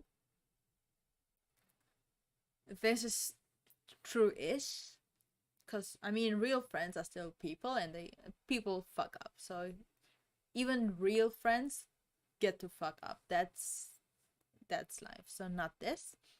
But honestly, high school sucks is really true, but it's really unhelpful. I think the best advice is not all friendships last forever, because this is an advice that you can carry with you until the day you die. High school sucks is you know, kind of cliche, but it's very true. But it's not helpful for her. Middle one or third. The first is the most true and hardest to hear. Third is too general.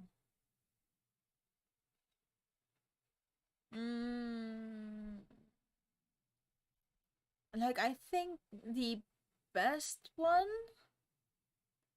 like the most helpful for her, would be the real friends one.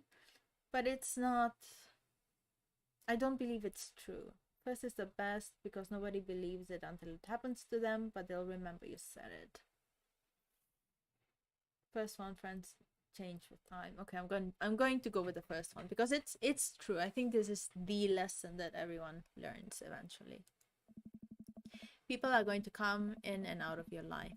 It's just how it works. Not every friendship is going to last forever. So cherish your friends while you have them. And when it's over, don't dwell so much on the bad stuff. I wish Daddy was real. And that I was living with Daddy and that I was Amanda. You had some good times with MR, but you guys grew apart. Learn from it and keep moving forward. There are so many new friends to make, and they're gonna be so much cooler than MR and the rest.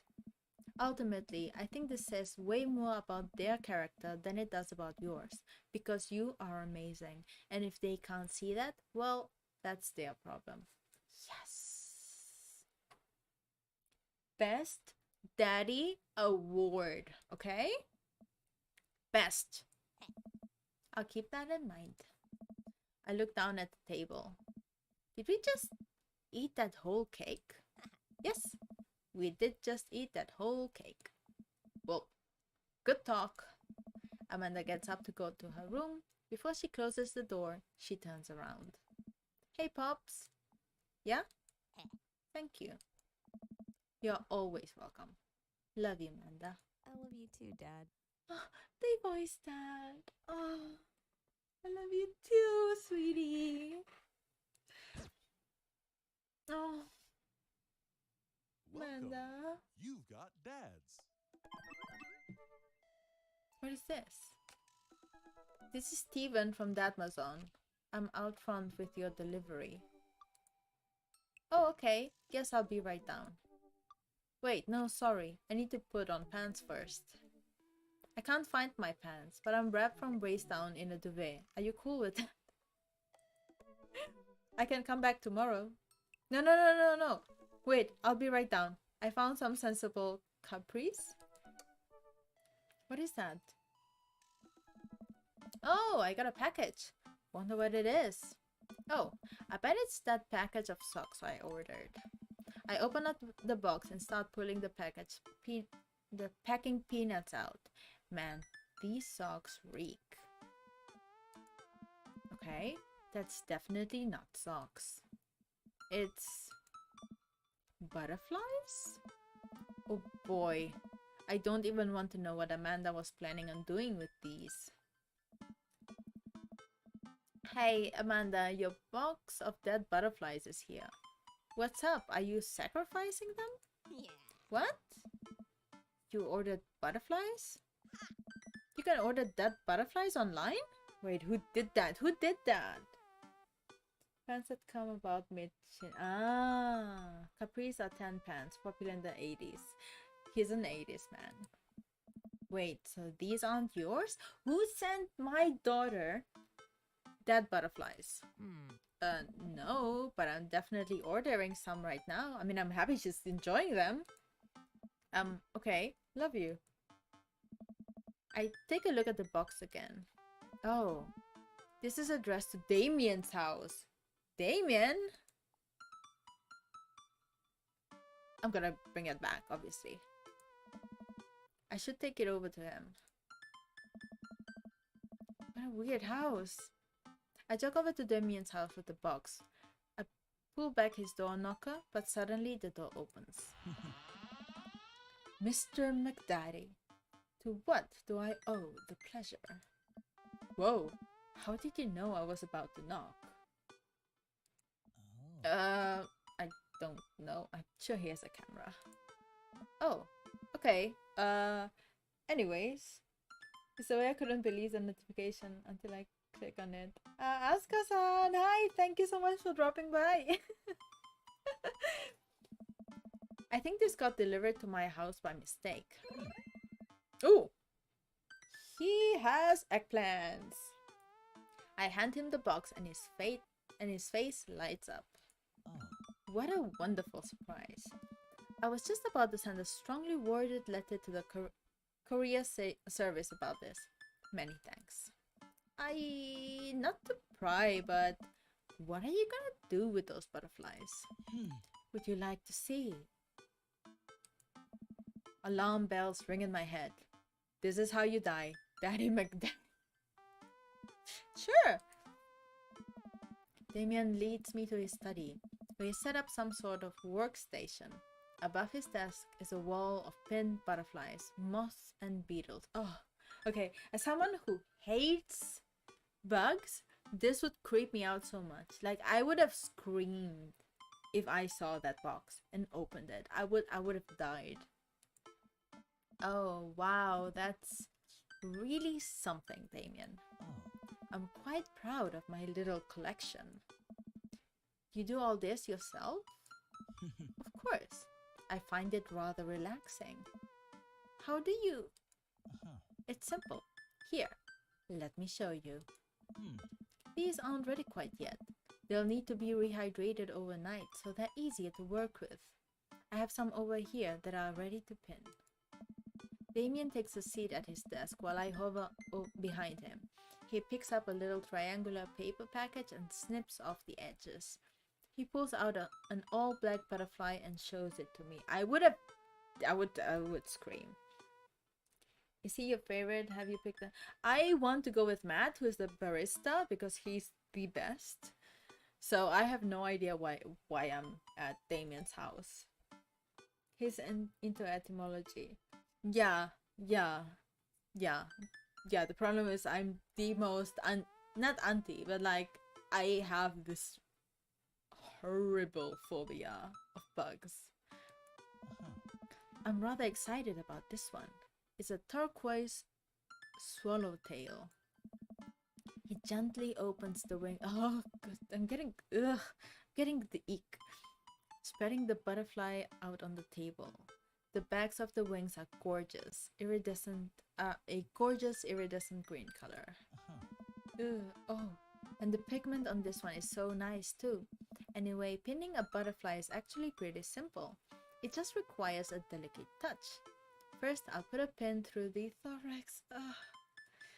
I'm so uncomfortable. Damien slides a pin through the middle of the butterfly and places the butterfly on a piece of styrofoam. He carefully arranges the antennae with forceps and begins placing paper and more pins on and around it. He does this so effortlessly that it's almost hypnotic. Ugh. I have a frame here that I think this one will look quite pretty, but I'll need to let it sit for a couple of days until it's ready. Did I ever tell you about the time a centipede? No, I do not want to know. I'm not gonna finish reading that message, Jack, because I swear to God, and I cannot with bugs. This is my worst nightmare. Like I'm tense right now. I'm legit tense. And I don't wanna. Why are you asking, Daddy? I don't wanna know. Oh.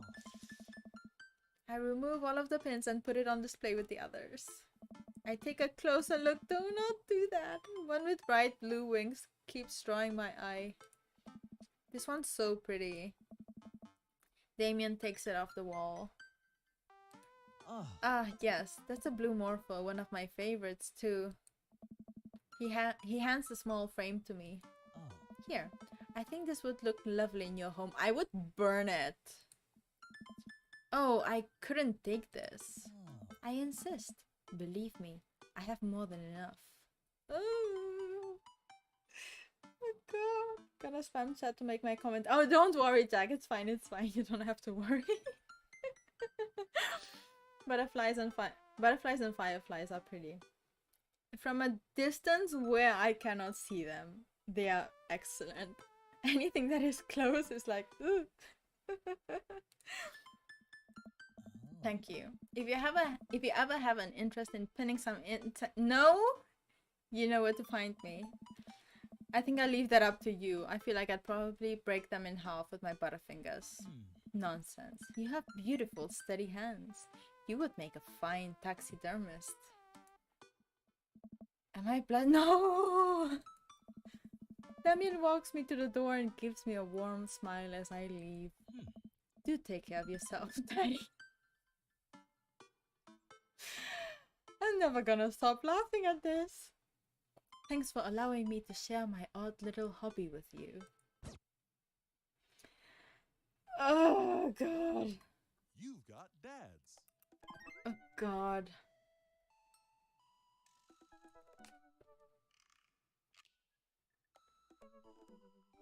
Yeah, it's the same one. I mean, I want to go with Matt. I want to end this stream with Matt. So, are we going to go with Matt? We have to go with Matt. Again, like I don't I'm a terrible player for this because I'm just going for like the one guy. But like he's the one I want. Should I go with someone else though?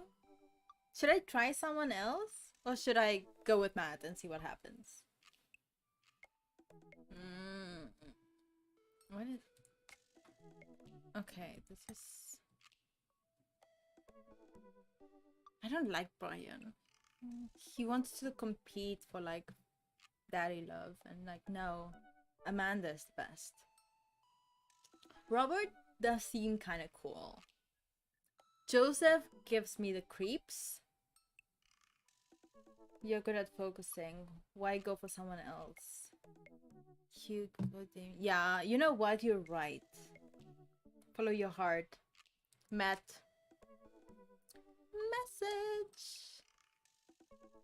Hey, you know what they say about third dates? They get pretty serious. You might not have time to browse that book for a while. Are you ready?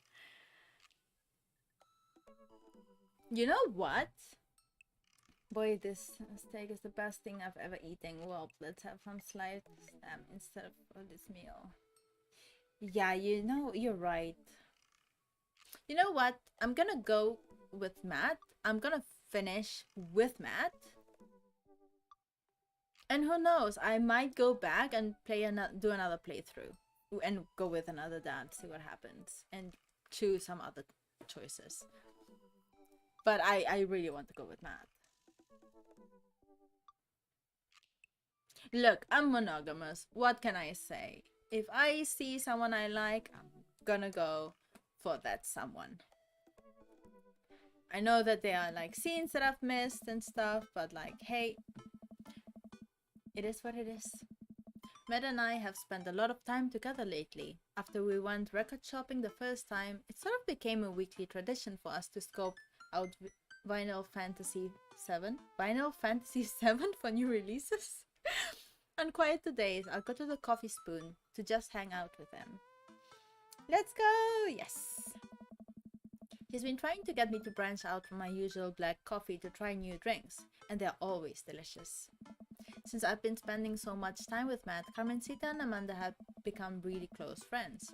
Amanda's taken Carmencita under her wing, teaching her about photography, helping her with her homework, and introducing her to music that's not just boy bands.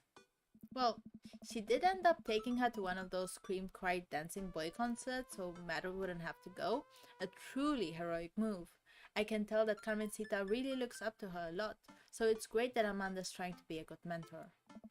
The open mic night is tonight. Amanda and I busy ourselves getting ready, and I tried to pick out a nicer outfit than usual and pace around the room. A bunch of really cool bands are gonna be playing, and I'm excited to see them. I haven't been to a show since the first time Matt and I hung out. It's weird. Ever since Matt played the piano for me, and did he play the piano and I missed it? Like, I've been reading everything out loud. Maybe just I read it and it just didn't click for me. That can't be the case. I've never been able to convince him to do it again. He's told me that he also plays guitar, drums, and even the trumpet. He still won't play any of them. For someone so passionate about music, it's strange that he doesn't want to actually play it. You ready to go, Pops? I can hear Amanda in the hallway as she approaches my room. Yep. Huh? Amanda pops her head in and looks me over. She pinches the bridge of her nose. Dad, we talked about this. What? The sandals. They're older than I am. Vintage, some would argue. I thought you threw them out. Amanda, since when did you enroll in the Fashion Police Academy? I got kicked out because I was a loose cannon who didn't play by the rules. Maybe the good choice was to make him play the piano. Yeah, maybe. I just didn't want to be pushy. But maybe you're right. I think you're probably right. For example, you're not allowed to mix florals, but you totally can if you have a good eye for color. You're out of your jurisdiction, rookie. Amanda guards the door until I pick out a better outfit. Stop. Those sandals are going directly into the evidence locker. What's the... in the trash.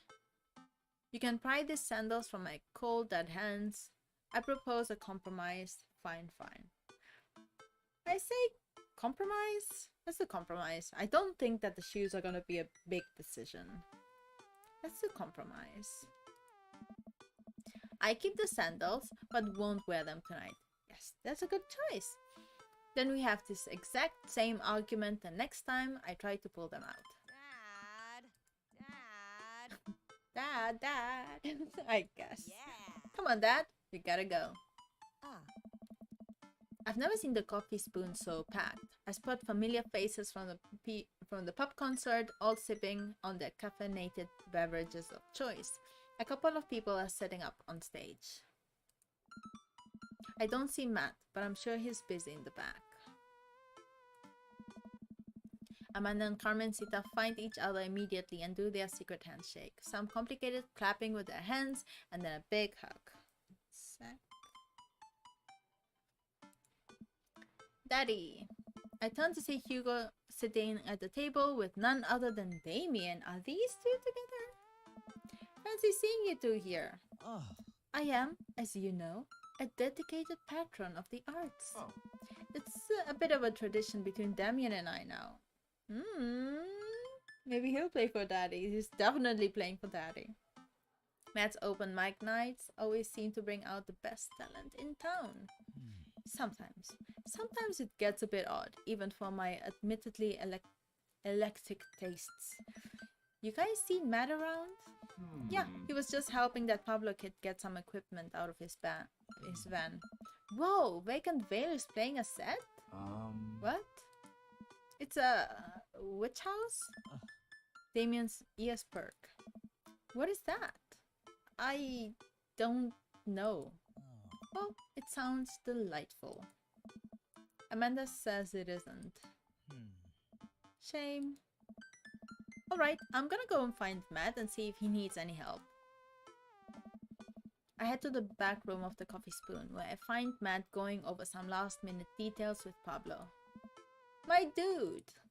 Pablo and I share a full-on sincere bro hug. Glad you could make it, Daddy. Wouldn't miss it for the world, man. You guys need any help? Oh. I think we're all set, actually. Pablo, can you remind me what order people are going up in? Well, you got the handsome and unforgettable Vacant Veil opening up the set with selections from his new album, Witch Diaries. And then the Third Waves, who are all extremely attractive and would beat me up and I'd still be into it. Fair. Are playing a 3-person acoustic set. We got a little bit of a spoken word in here, a magic act, and then it looks like we're closing with Jonathan Jones and the Speakeasy Choir. Huh? No, absolutely not. I remember the ridiculous set that this band put out when they opened up for pub. Sometimes when it's quiet, I can still hear the sound of an accordion being violently thrown against the wall over and over. They weren't that bad. No, you don't understand. The last time they played open mic night, they lit the bassist on fire and the fire marshal had to shut us down. They also refused to pay for their drinks. Yikes. What? They are not playing tonight. Well, they're outside. All 17 of them. 17 people is a lot of people. Oh. Tell them we're full. Then who's filling their spot? Matt, you're gonna serenade me. Oh god. Oh god. Oh god. Oh god. Oh god. I want Matt to do it, but I don't want him to hate me for telling him to do it. But if I do it, it's gonna be a mess. What do I do? Oh! I am so tempted to Google it. And I don't want to Google it. I don't want to mess it up. I want to...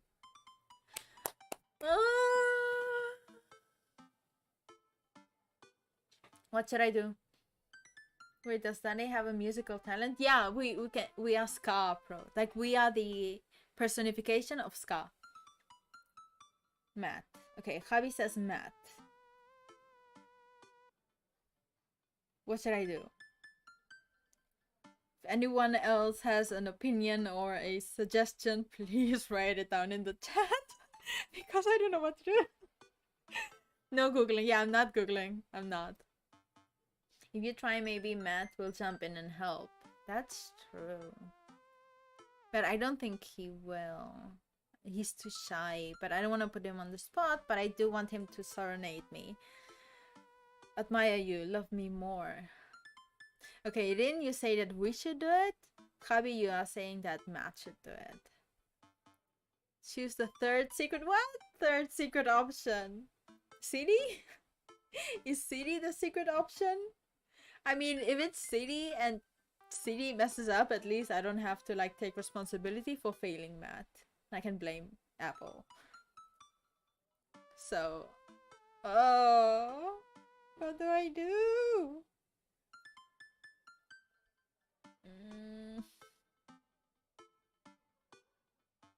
Do I go with CD? Joking. Jack, no, that was not. That was not the time. I need to know. Oh god, what am I gonna do?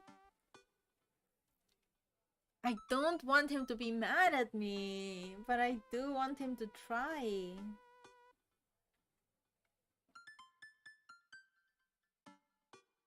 Damn it.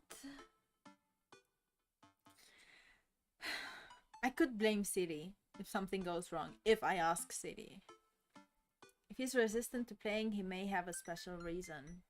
Yeah, I mean, his ex-wife who passed / went overseas, they were in a band together, so I imagine that is the reason. It's because it brings up too many memories. Matt was supposed to play the piano in the second date. Oh, I missed that. Go for it. Go for what?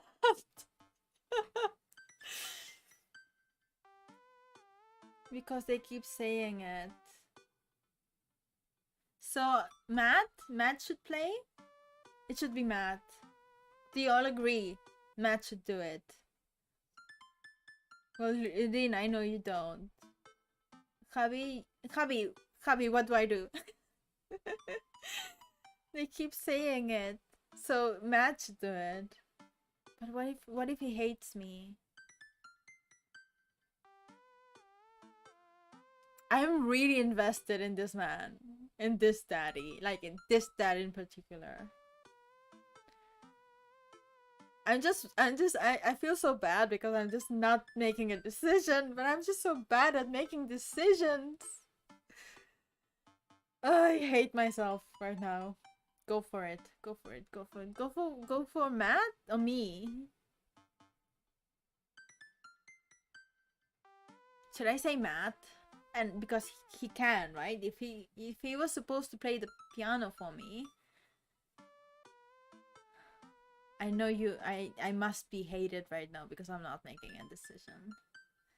Matt, Daddy said something like, since he played the piano for me. Matt. Okay, Matt. I want him to serenade me, so I'm gonna go with Matt. I hope it's not pushy. What? Come on, Matt. You should play. Oh, man. Oh no. Oh no, he hates me. I regret that. I'll play. What are you doing? Ugh, I regret making that choice. We didn't know. We didn't know. What? What would you even do? Stop talking. Close your mouth. The Feminist Manifesto is making a comeback solo show. I thought you didn't know how to play anymore. You don't know how to play anything anymore.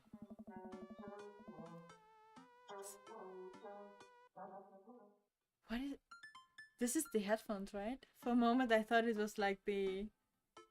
Like outside. Like sometimes my Koyakusho, my city hall will make announcements, and for a moment I was like, oh my god, am I missing something? Ska comes to you in the hour when you need it most, without fail. Because they keep saying, Matt, Daddy said something. Sorry, no, Kabi, don't apologize. Like, at the end of the day, I made the decision. It's fine. It's okay, you're fine.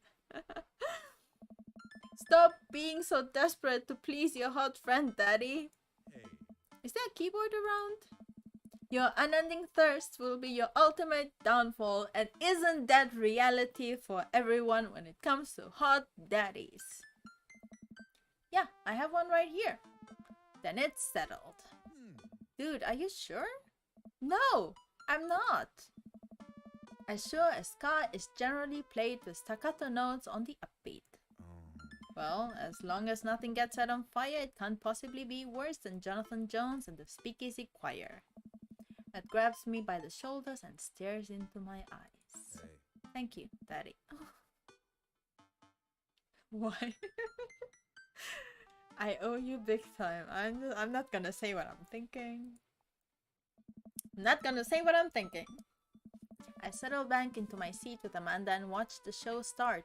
The house is packed now, with a few people even standing outside to watch. What have I gotten myself into? Amanda, I may have made a mistake. Dad, if you bought a brand new pair of those sandals in hopes that I would be okay with you wearing them, I swear I agreed to pull out my scarf. No.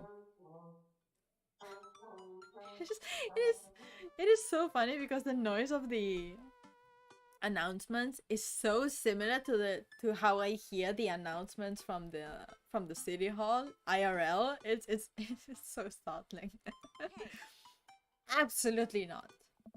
I had to help Matt. Dad, I love you and I support you, but we left Ska behind for a reason. Look, it's either this or we're in the splash zone for a group of 20 musicians all crying at the same time for the sake of art. And I'm not being hyperbolic about the splash zone thing. They literally hand out ponchos. Somehow, this is the preferable option. I just have to play the thing. Play what thing? You don't know how to play any instruments. Just promise me you'll still love me after this. Amanda could always sing back out. That's true. I mean, they did make a joke like father-daughter band, so you never know. I promise. But I may have to change my last name, and I hope you'll understand. Of course. Hmm. My new last name is gonna be Fire Blast. Amanda? Or maybe Cold Steel. Oh, man. Matt takes the stage to a roar of applause from the crowd. He grabs the mic and addresses us all. Thank you everyone for coming out tonight.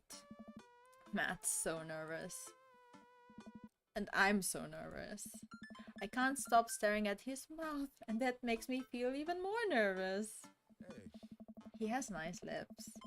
Maybe I shouldn't say this about a drawing. I mean, we have a jam-packed roster of amazing local talent who you might already know or maybe even seen before, but would like to see again, and I'm rambling now, sorry. Oh, Matt. Hey. So, let me just bring on a dear friend of mine who's making his live show debut.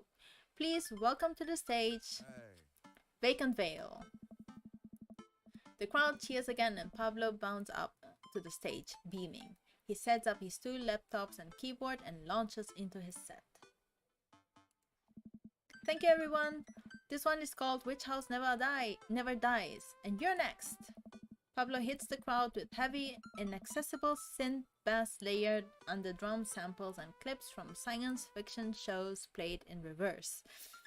That's a mouthful. It's maybe not the right show for this, but everyone seems to be enjoying whatever this is. At the end of the song, Pablo jumps on the mic. Thank you to all the veil wearers who came out tonight. A portion of the crowd cheers. He has a fan base already? He has a name for the fan base? This is his first live show. You can buy t-shirts out of the trunk of my car after the show. Also, I'd like to thank my mom for coming out to watch me play. You're my rock, Ma. Love you, honey! Papa plays a few more songs that are actually super fun to listen to. Wow, definitely did not see that coming, especially after Amanda's strongly worded thoughts about the genre. Oh. Once he's done, he vacates the stage and Matt jumps back up again. Big round of applause for our very own Pablo, who coincidentally works here. Yay, Pablo! And hey, up are a group of young ladies who have been tearing up the East Coast with Riot Punk for 3 years now. Years. I meant years. 3 years. Sorry. The writing on my hand smudged because I'm sweating. I shouldn't have told you that I'm sweating. I'm sorry. Isn't he the best? He's the best. He seems just as visibly nervous as I feel right now. Hey. Put your hands together for the Third Waves. Buzzcut Molly from Vinyl Fantasy 7 takes the stage, followed by 2 girls with colorful hair and fishnet stockings. All of them are wearing combat boots and all of them look mad about something. I love the description. Their set is so energetic that it almost seems like a pit is gonna open up in the coffee shop. I look over to Amanda, who's clearly enjoying the hell out of the anarchic, female-fronted punk rock. Dad, can I get a lip ring? Sure, if you pay for it yourself. Ugh. Come on, it's no fun if it's not an act of youthful rebellion. After the Third Waves close out of their set, a variety of acts play to the daylight and sometimes horror of the crowd. The magician tries to turn a cup of coffee into a cup of coins, but ends up just spilling hot coffee all over himself and dropping the coins. As each act leaves the stage, I get more and more nervous. There's so many people here. I don't know anything about how to play the piano other than it has keys and you have to touch the keys to make sounds. I mean, yeah, that's how it works. Also, I almost spilled the flat white stripes in my hand because it's trembling so much. No joke, Dad. I'm rooting for you. You're gonna knock him dead. Thanks, Manta Panda. An improv comedy group takes the stage. They take suggestions from the crowd and end up doing a scene that was supposed to be about coffee but instead turns into 5 minutes of dick jokes. Classic. I have a hard time laughing. My stomach is tying itself into knots. Not just regular knots either, like the kind of knots you get when you throw your phone charger, headphones and laptop charger in the same bag. Out of nowhere, Matt sits down next to me. Hey, are you doing okay? I'm totally fine. Everything is great. Nothing is wrong. I mean, they're all the same, right? Oh man, I don't know.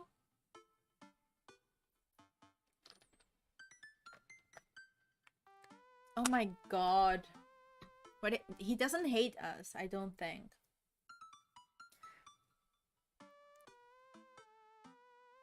Everything is great. I'm just going, everything was great because it sounds like, I don't know. I mean, it's all the same, so I might as well ask City. Choose a number between 1 and 3. It's 3. It's 3. Nothing is wrong. But Jack says I'm totally fine. So I'm gonna ignore City and I'm gonna go with what Jack says. I'm totally fine. I want to reassure him that I'm okay, but I just can't get the words out. I'm here. Alright, just making sure. I know you're gonna do great, Daddy. When Matt calls me Daddy, it's just like it does things, okay? It does things. Matt squeezes my shoulder and jogs back up to the stage. Everybody, we're down to the last act of the night. Hey. Now this person, who is my friend, who I hope will be more than friends, is making their return to the stage after a long hiatus. Please welcome, formerly of the Feminist Manifesto, Daddy McDaddy! Everyone cheers as I take the stage. Damien and Hugo are staring at me in shock. Well, so am I. Hey everybody, good to be here. Thanks for having me on. Great crowd. My name is Daddy, but you can call me by my stage name. Frankie215 Iron Freddy Thomas. I don't get it. I don't get the reference, as always. Frankie2 Tone 5 Iron Freddy Thomas Kalnoki. Does anyone in the chat know what these mean and what I should choose? Because I don't know any of these. Frankie2 Tone Iron Freddy 5. The second one, oh my god. You know what? I'm gonna go with that one. I don't know what it means, but I'm just gonna go with that one. Rin, if it's a bad decision, I'm not blaming you. I'm still taking responsibility. Something flew. I don't know what. The crowd claps politely. I sit down at the piano. That's a lot of keys. That's so many keys. Do pianos usually have these many keys? God, these lights are really bright. Someone coughs. I'm not blaming you. I guess that's some good stage banter. And now I have to play a song. This song is called Beam Me Up, Scotty. Deep breath. How hard can it be? It's gonna be bad. It's gonna be bad. Oh, is this a minigame? Oh god, there's gonna be a minigame. No matter how disastrous this is, I just have to make it through this whole song and I'll have saved the day. Here go. This is gonna be a minigame. What are the rules? Tickle that ivory. Tickle that ivory. Whoa. Please sing along. Pick it up, pick it up, pick it up. Wait.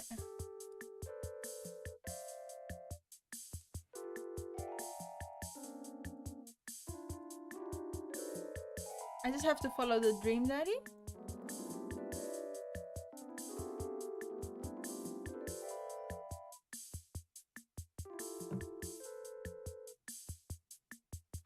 Smooth. It says smooth.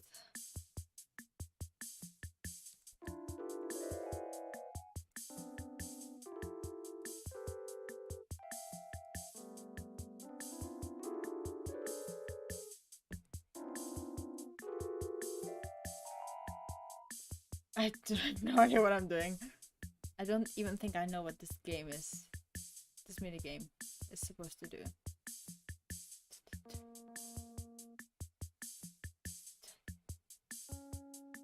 Piano solo. Ah. Bravo. Yes. Yoo-hoo. Bravo. I'm so good at this. It says S.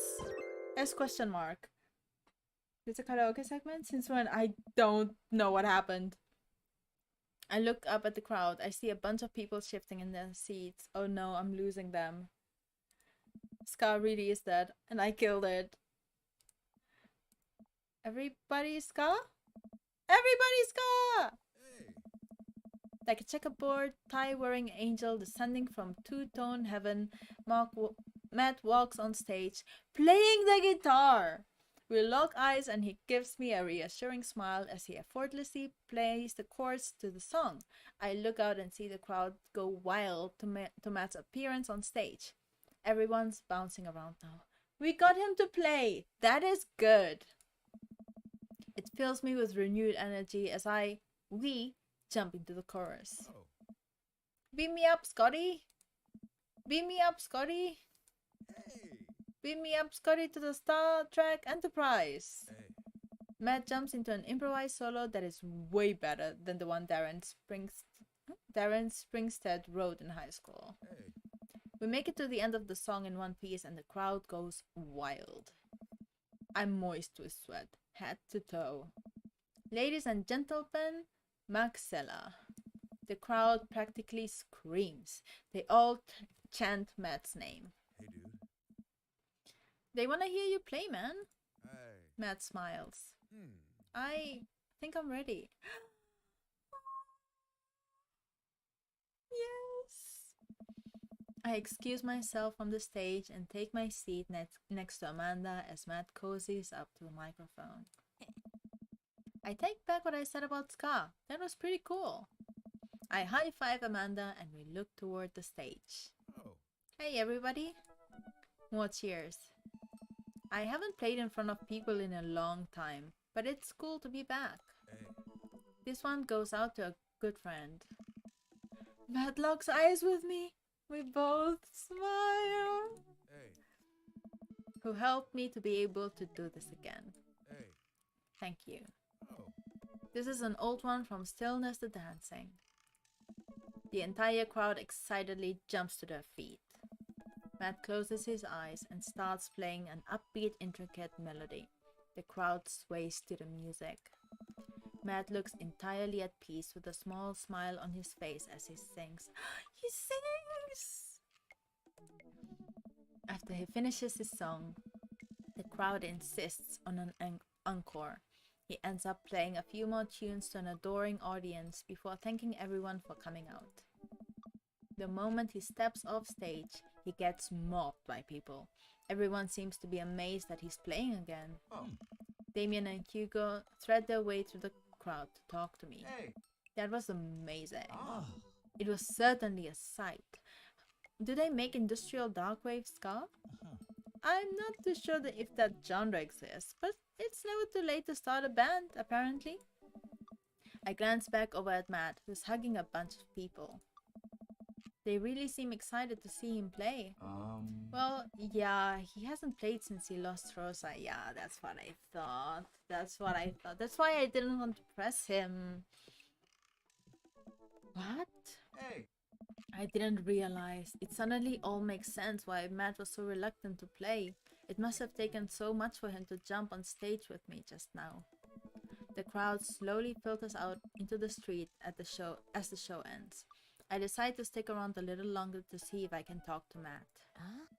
Hey, I'm taking Carmencita to get ice cream. Is it okay if she sleeps over? We're gonna paint our nails and start a punk band. Yeah, go have fun. Just please don't wake up the neighbors with any biting truth about the governments or whatever. Don't worry, we'll wake them out figuratively instead. Amanda and Carmencita bump fists and head out. I spot Matt finishing up conversations with a couple stragglers on their way out of the coffee shop. Yeah, I think we're doing it. We got him to sing. Hey dude. Need help closing up?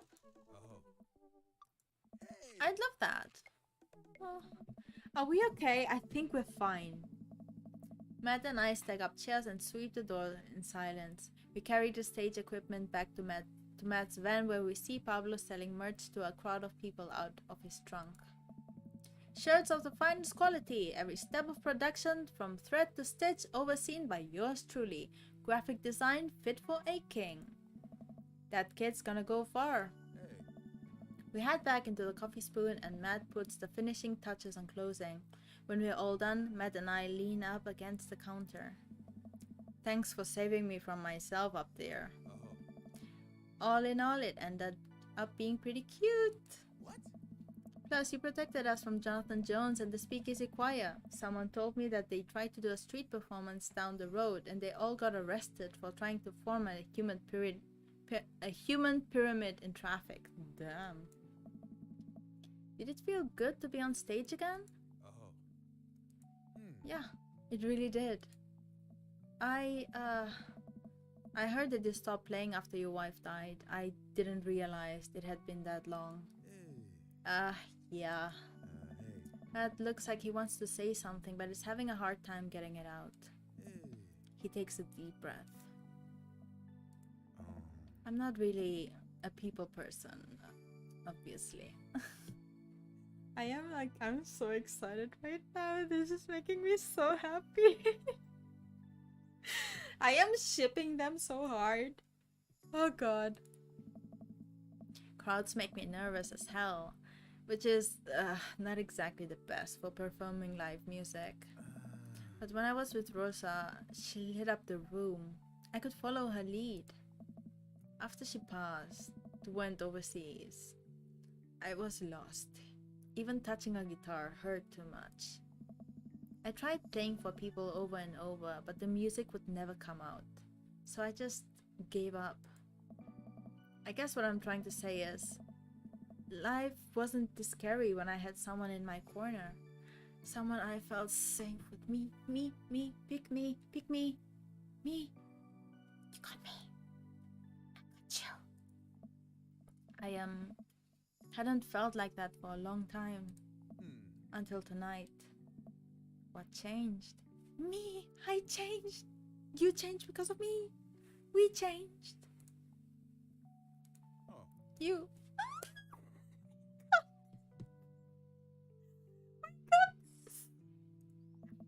Blood rushes to my face.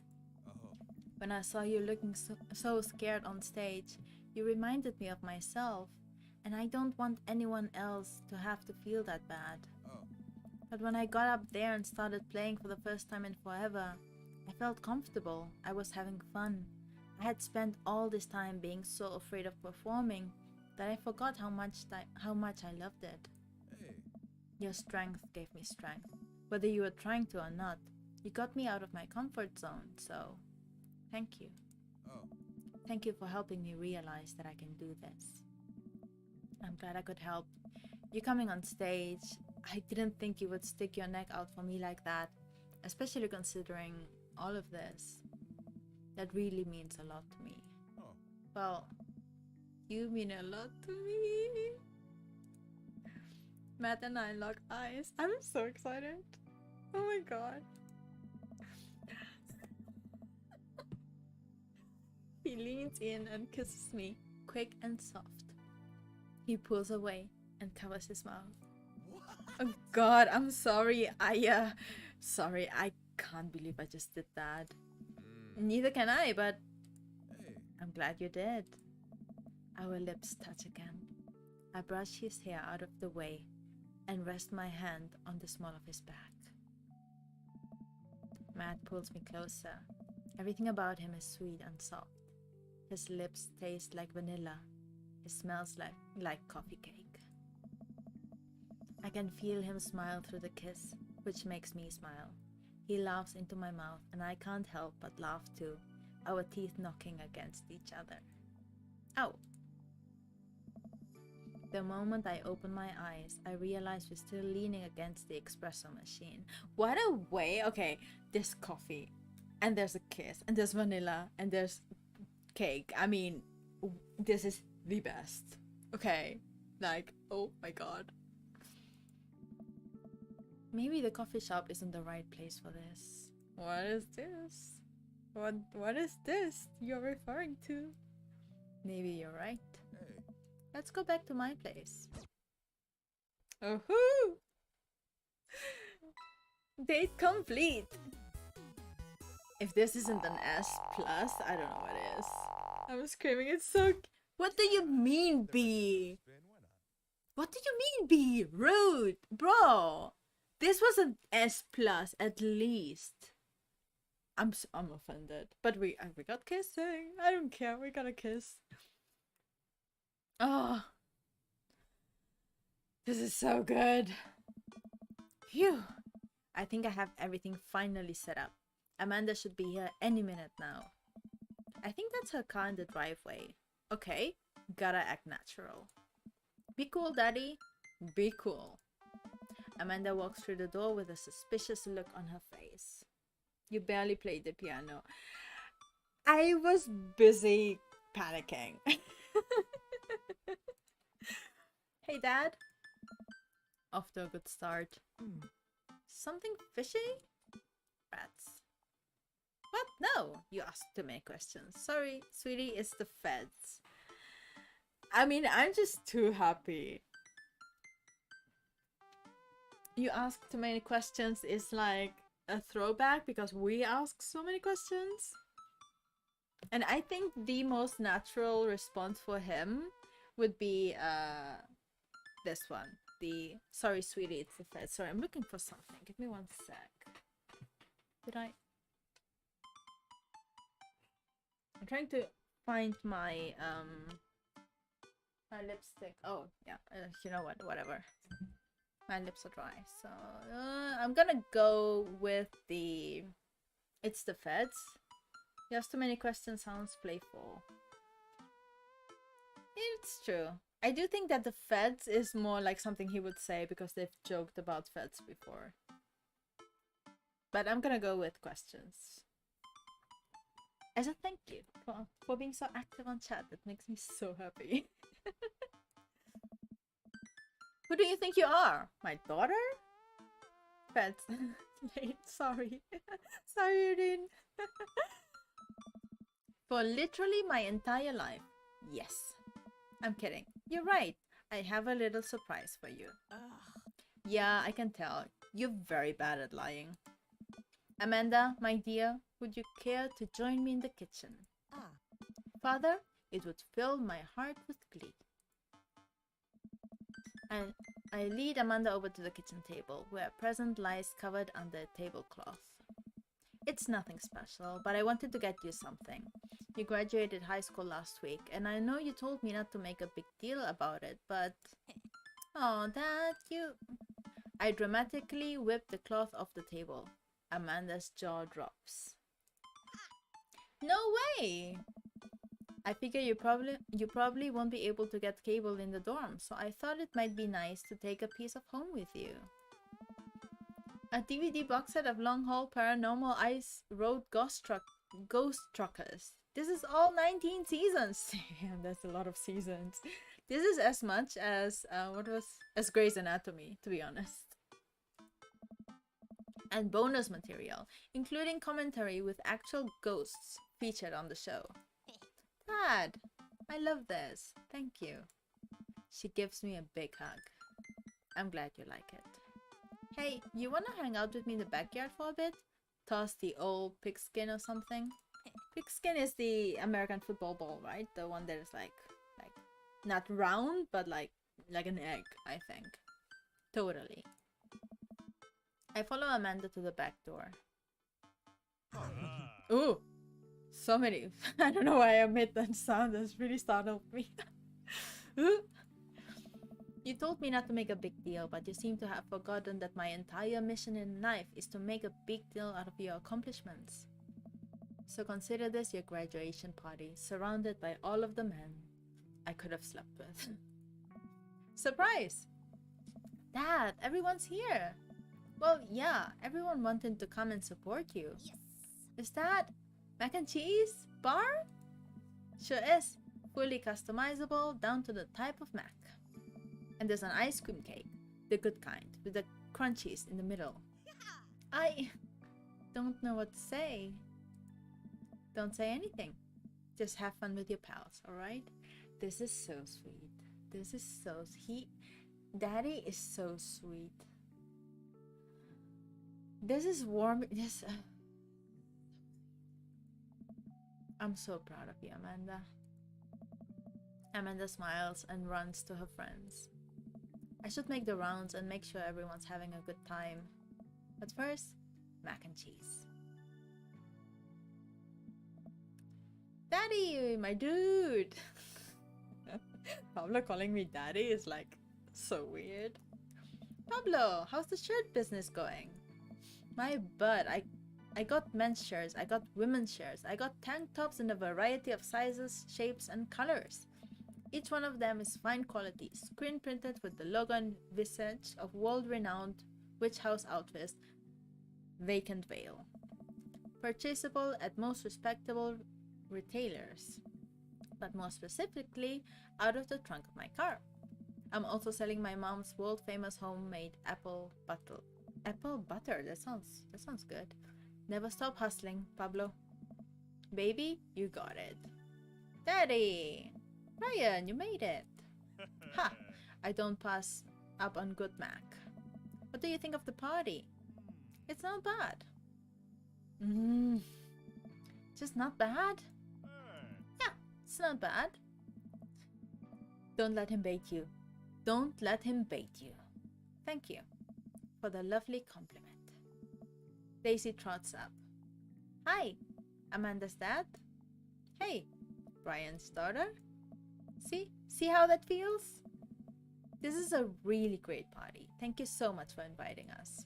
You're very welcome, tiny child who knows how to pay a compliment. Brian and I lock eyes. This isn't over. Feels like everyone's saying goodbye. Apple butter is available in Japan. I think I saw some at Cosmos. Ah, it sounds delicious. I mean, I love butter and I love apple, so it sounds like the perfect combination. The music, it just makes me sad and like sentimental and nostalgic for some reason. Hey, bro. This is a real rager, taking our older age into consideration. I'm trying to be in bed at a reasonable hour tonight. Don't let me get too wild. Hey. Don't worry, dude. I'll keep an eye out your fruit punch intake. You know, I'm really glad we're bros again. Let's hit the gym sometime soon, huh? Sure thing, dude. Brian and Hazel peek out behind Craig. Hi, little ones. Hello. Hiya. Thank you for all the ice cream cake. Wait, girls, how much of that did you eat? Brian ate 4 pieces. Ask any witness. No, I didn't. Hazel ate 4 pieces and wants to pin it on me because we look alike. I have your face. Nobody will ever believe you. Oh boy. I'll let you guys figure this out. Good seeing you, Craig. Let's hang out soon, yeah? Bro. Totally. Tell Amanda congratulations for us. Joseph, looks like you've settled into this neighborhood quite nicely. Yep, couldn't ask for a better cul-de-sac. Oh. Well, I'm glad. Hopefully we'll see you at more church events. Yeah, I don't think so. We've got a big schedule planned for the rest of the year. Sure thing, Joseph. Absolutely not. And maybe if you aren't doing anything later, we could hang out sometime. Sure, Joseph, that'd be great. Well, see you later. Hugo comes up to me with a plate of mac and cheese. Ah. The perfect cheddar to mac ratio. Beautiful work, Daddy. Thanks, Hugo. You know, I'm really pleased to see Amanda going to her dream school. I'm glad she turned it around for finals. Me too. That scholarship money will really help. Amanda walks by and pretends not to see Hugo. Did you see her? She was like, woo! Suddenly in the screen, she was there and then suddenly she wasn't. Amanda, come say hi to your old teacher. Ah. Hey. Congratulations on graduating. I know you're gonna do great things at art school. Haha, yeah, pew pew. What was it, the bi-finger guns? Thanks. Amanda starts to back away. Wait, I just realized you're not my teacher anymore, so I don't have to be afraid of talking to you. You no longer hold power over me. Hey. You're right. Go forth, adult. I can no longer give you detention. Yeah, I'm gonna break anything I want, and there's nothing you can do about it. I Are you still mad about the time I gave you detention for breaking my globe? Nope. Oh. And I'll have you know that the globe didn't even fit through the basketball hoop in the first place, so she'll fit into college just fine. Hey. Oh, hey. I imagine him with a deeper voice. Hey. Robert gestures vaguely to the snack table. Good stuff. Yep. See you later. Oh my god, that was so fast. What a splendid garden party. My deepest thanks for extending an invitation to my son and I. This icebox cake is divine. Yeah, thanks dude. Good cake. I stare at Lucian. He knows. I know. But I am a man of my word.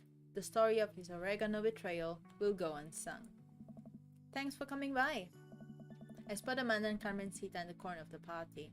I wonder what they're up to. As I walk up, I can tell that they're already deep in conversation. Listen, it's like prison rules. First day of high school, you gotta establish yourself at the top of the pecking order. Really? No. Just find a group of people that you like and then hang out with them. Be yourself. Don't worry about being cool. You'll find friends. And try not to kiss anyone who also has braces. You get stuck, kiddo. Hey guys! Hey Amanda's dad! Carmencita's here getting ready for high school. Got any advice? When you join the band, pick the easiest instrument to carry. I'm still walking a little sideways from my sousaphone days. Fluid it is. Alright, I'll leave you guys to it. Carmencita, me and Amanda still on for dinner with you and your pops tomorrow? Yes, we're already planning a carrot cake for you guys. I better keep making rounds. I leave the two to keep conspiring. As the party starts to wind down, I take a seat next to Matt. The sun is setting and everyone seems to have eaten their fill. Hey, dude. Seems like Amanda really enjoyed this. Thanks for putting together such a nice surprise. Carmencita's middle school graduation is coming up in a year or two. I'm sure for the right fee, I could put something together. Only if I get the DJ. Matt looks down at his hands. He does that whenever he's trying to figure out the right words to say. I love that he's so awkward, because I feel that that is so relatable. I think I had an idea about where this is going, but I don't know anymore. Hey. I like you a lot, Daddy, but I don't think it's... No, I don't think it's more than just a friend. What? No. No. No. No. Oh no. Oh no. Oh no. I get that, man. Oh no. You're cool as hell and I'm down to keep this as friends. Matt looks up at me. Hey. I appreciate that. So I'm still welcome at the coffee spoon? Buddy, you'd be the guest of honor. I'm legit sad. I'm honestly sad. I feel like I'm being broken up with. The last guests begin to make their way out of the party. We kissed! What did I do wrong? Amanda wanders over and sits down next to me. Killer party, Pops? What can I say? I was inspired. He wants a friend. Go be his friend and hope. I'm going to pine. So, I also have something for you. For me? Why? Not to be completely genuine about my feelings for once or anything, but growing up wasn't easy, but it could have been a lot harder if it wasn't for you. Dad, you've been there for me through everything. There's been times in my life where you were my only friend. I was really scared of going to college and being so far away from you, but I realized that everything you've done for me has been to prepare me for this, and I'm ready. I wouldn't be who I am today without you. Don't cry. Don't cry. I swear to God, Daddy, if you cry again, You're the best, Dad. I love you. Maybe kissing him to play. Asking him to play brought the affection points on. Probably. Yeah, probably. We got like many dark things in the back and not so many hearts and eggplants. Oh, I'm so mad. I'm not mad. I'm sad. Like, I really wanted it to go to work with Matt. And I'm crying. Like, I shouldn't be thinking about Matt. I should be thinking about Amanda who's leaving. But still, I'm thinking about Matt. Huh. Anyway, that was enough emotional vulnerability for one day. Present time!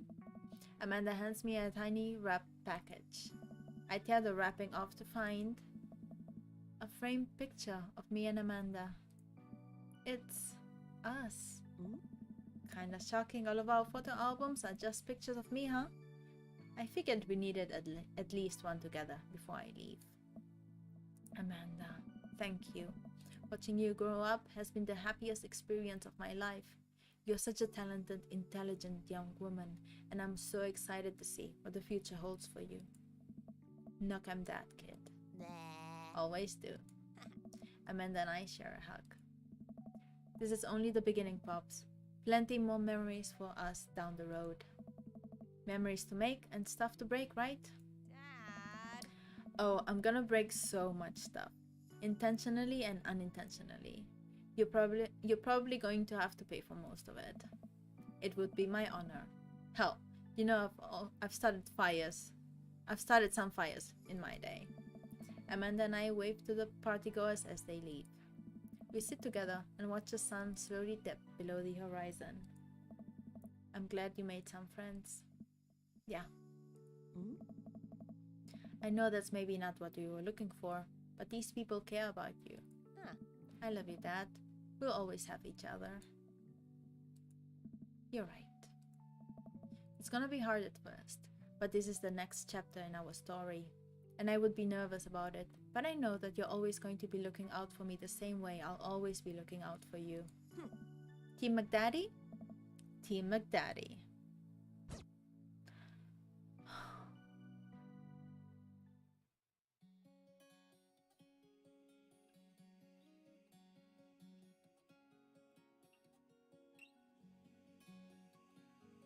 Oh my god. Oh my god.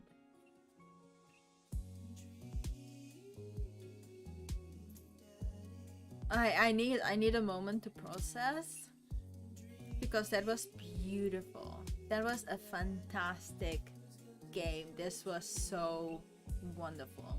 This was a lot of fun. The characters are great. Amanda and Daddy, like the relationship that they have is beautiful.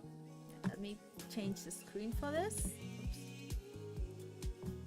I'm trying to fight with the thing.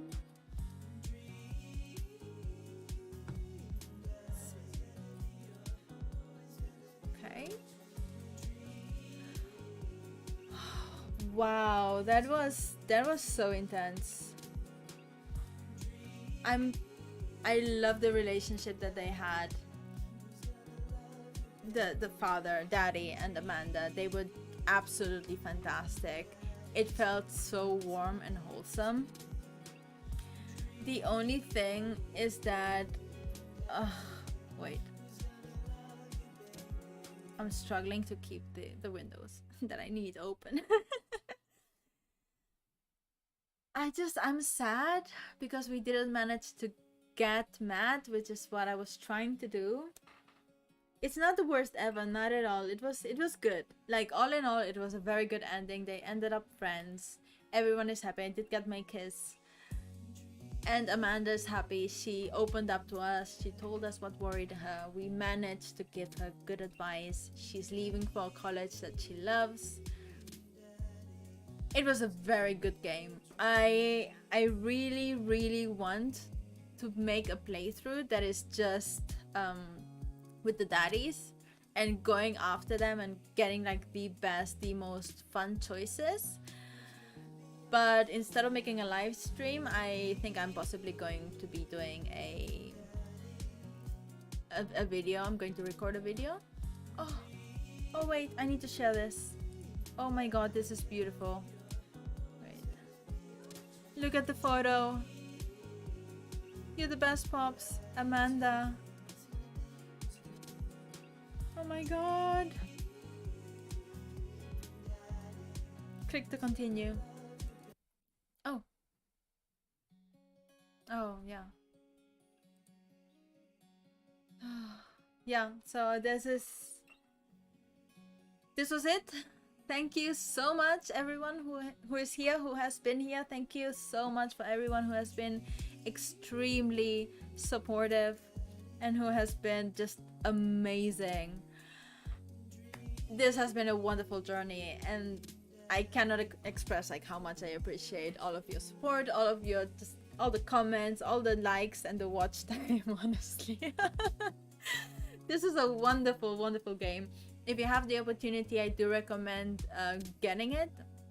I downloaded it on my iPad actually, so I might try some routes to see what I'm gonna do there. But yeah, I am possibly going to make a video that is just going to go for all of the dads, see the routes, see react to the good routes, see what happens, see the fun parts that I missed just because I completely ignored the other daddies, which I just really wanted that. You cannot blame me for that. So thank you so much. Thank you so much for being here. Thank you so much for your time. And if you liked the stream, I'm sorry, I have to say it. Please like, please subscribe, and I will see you soon again. Thank you, and happy 2023. May this be a good one.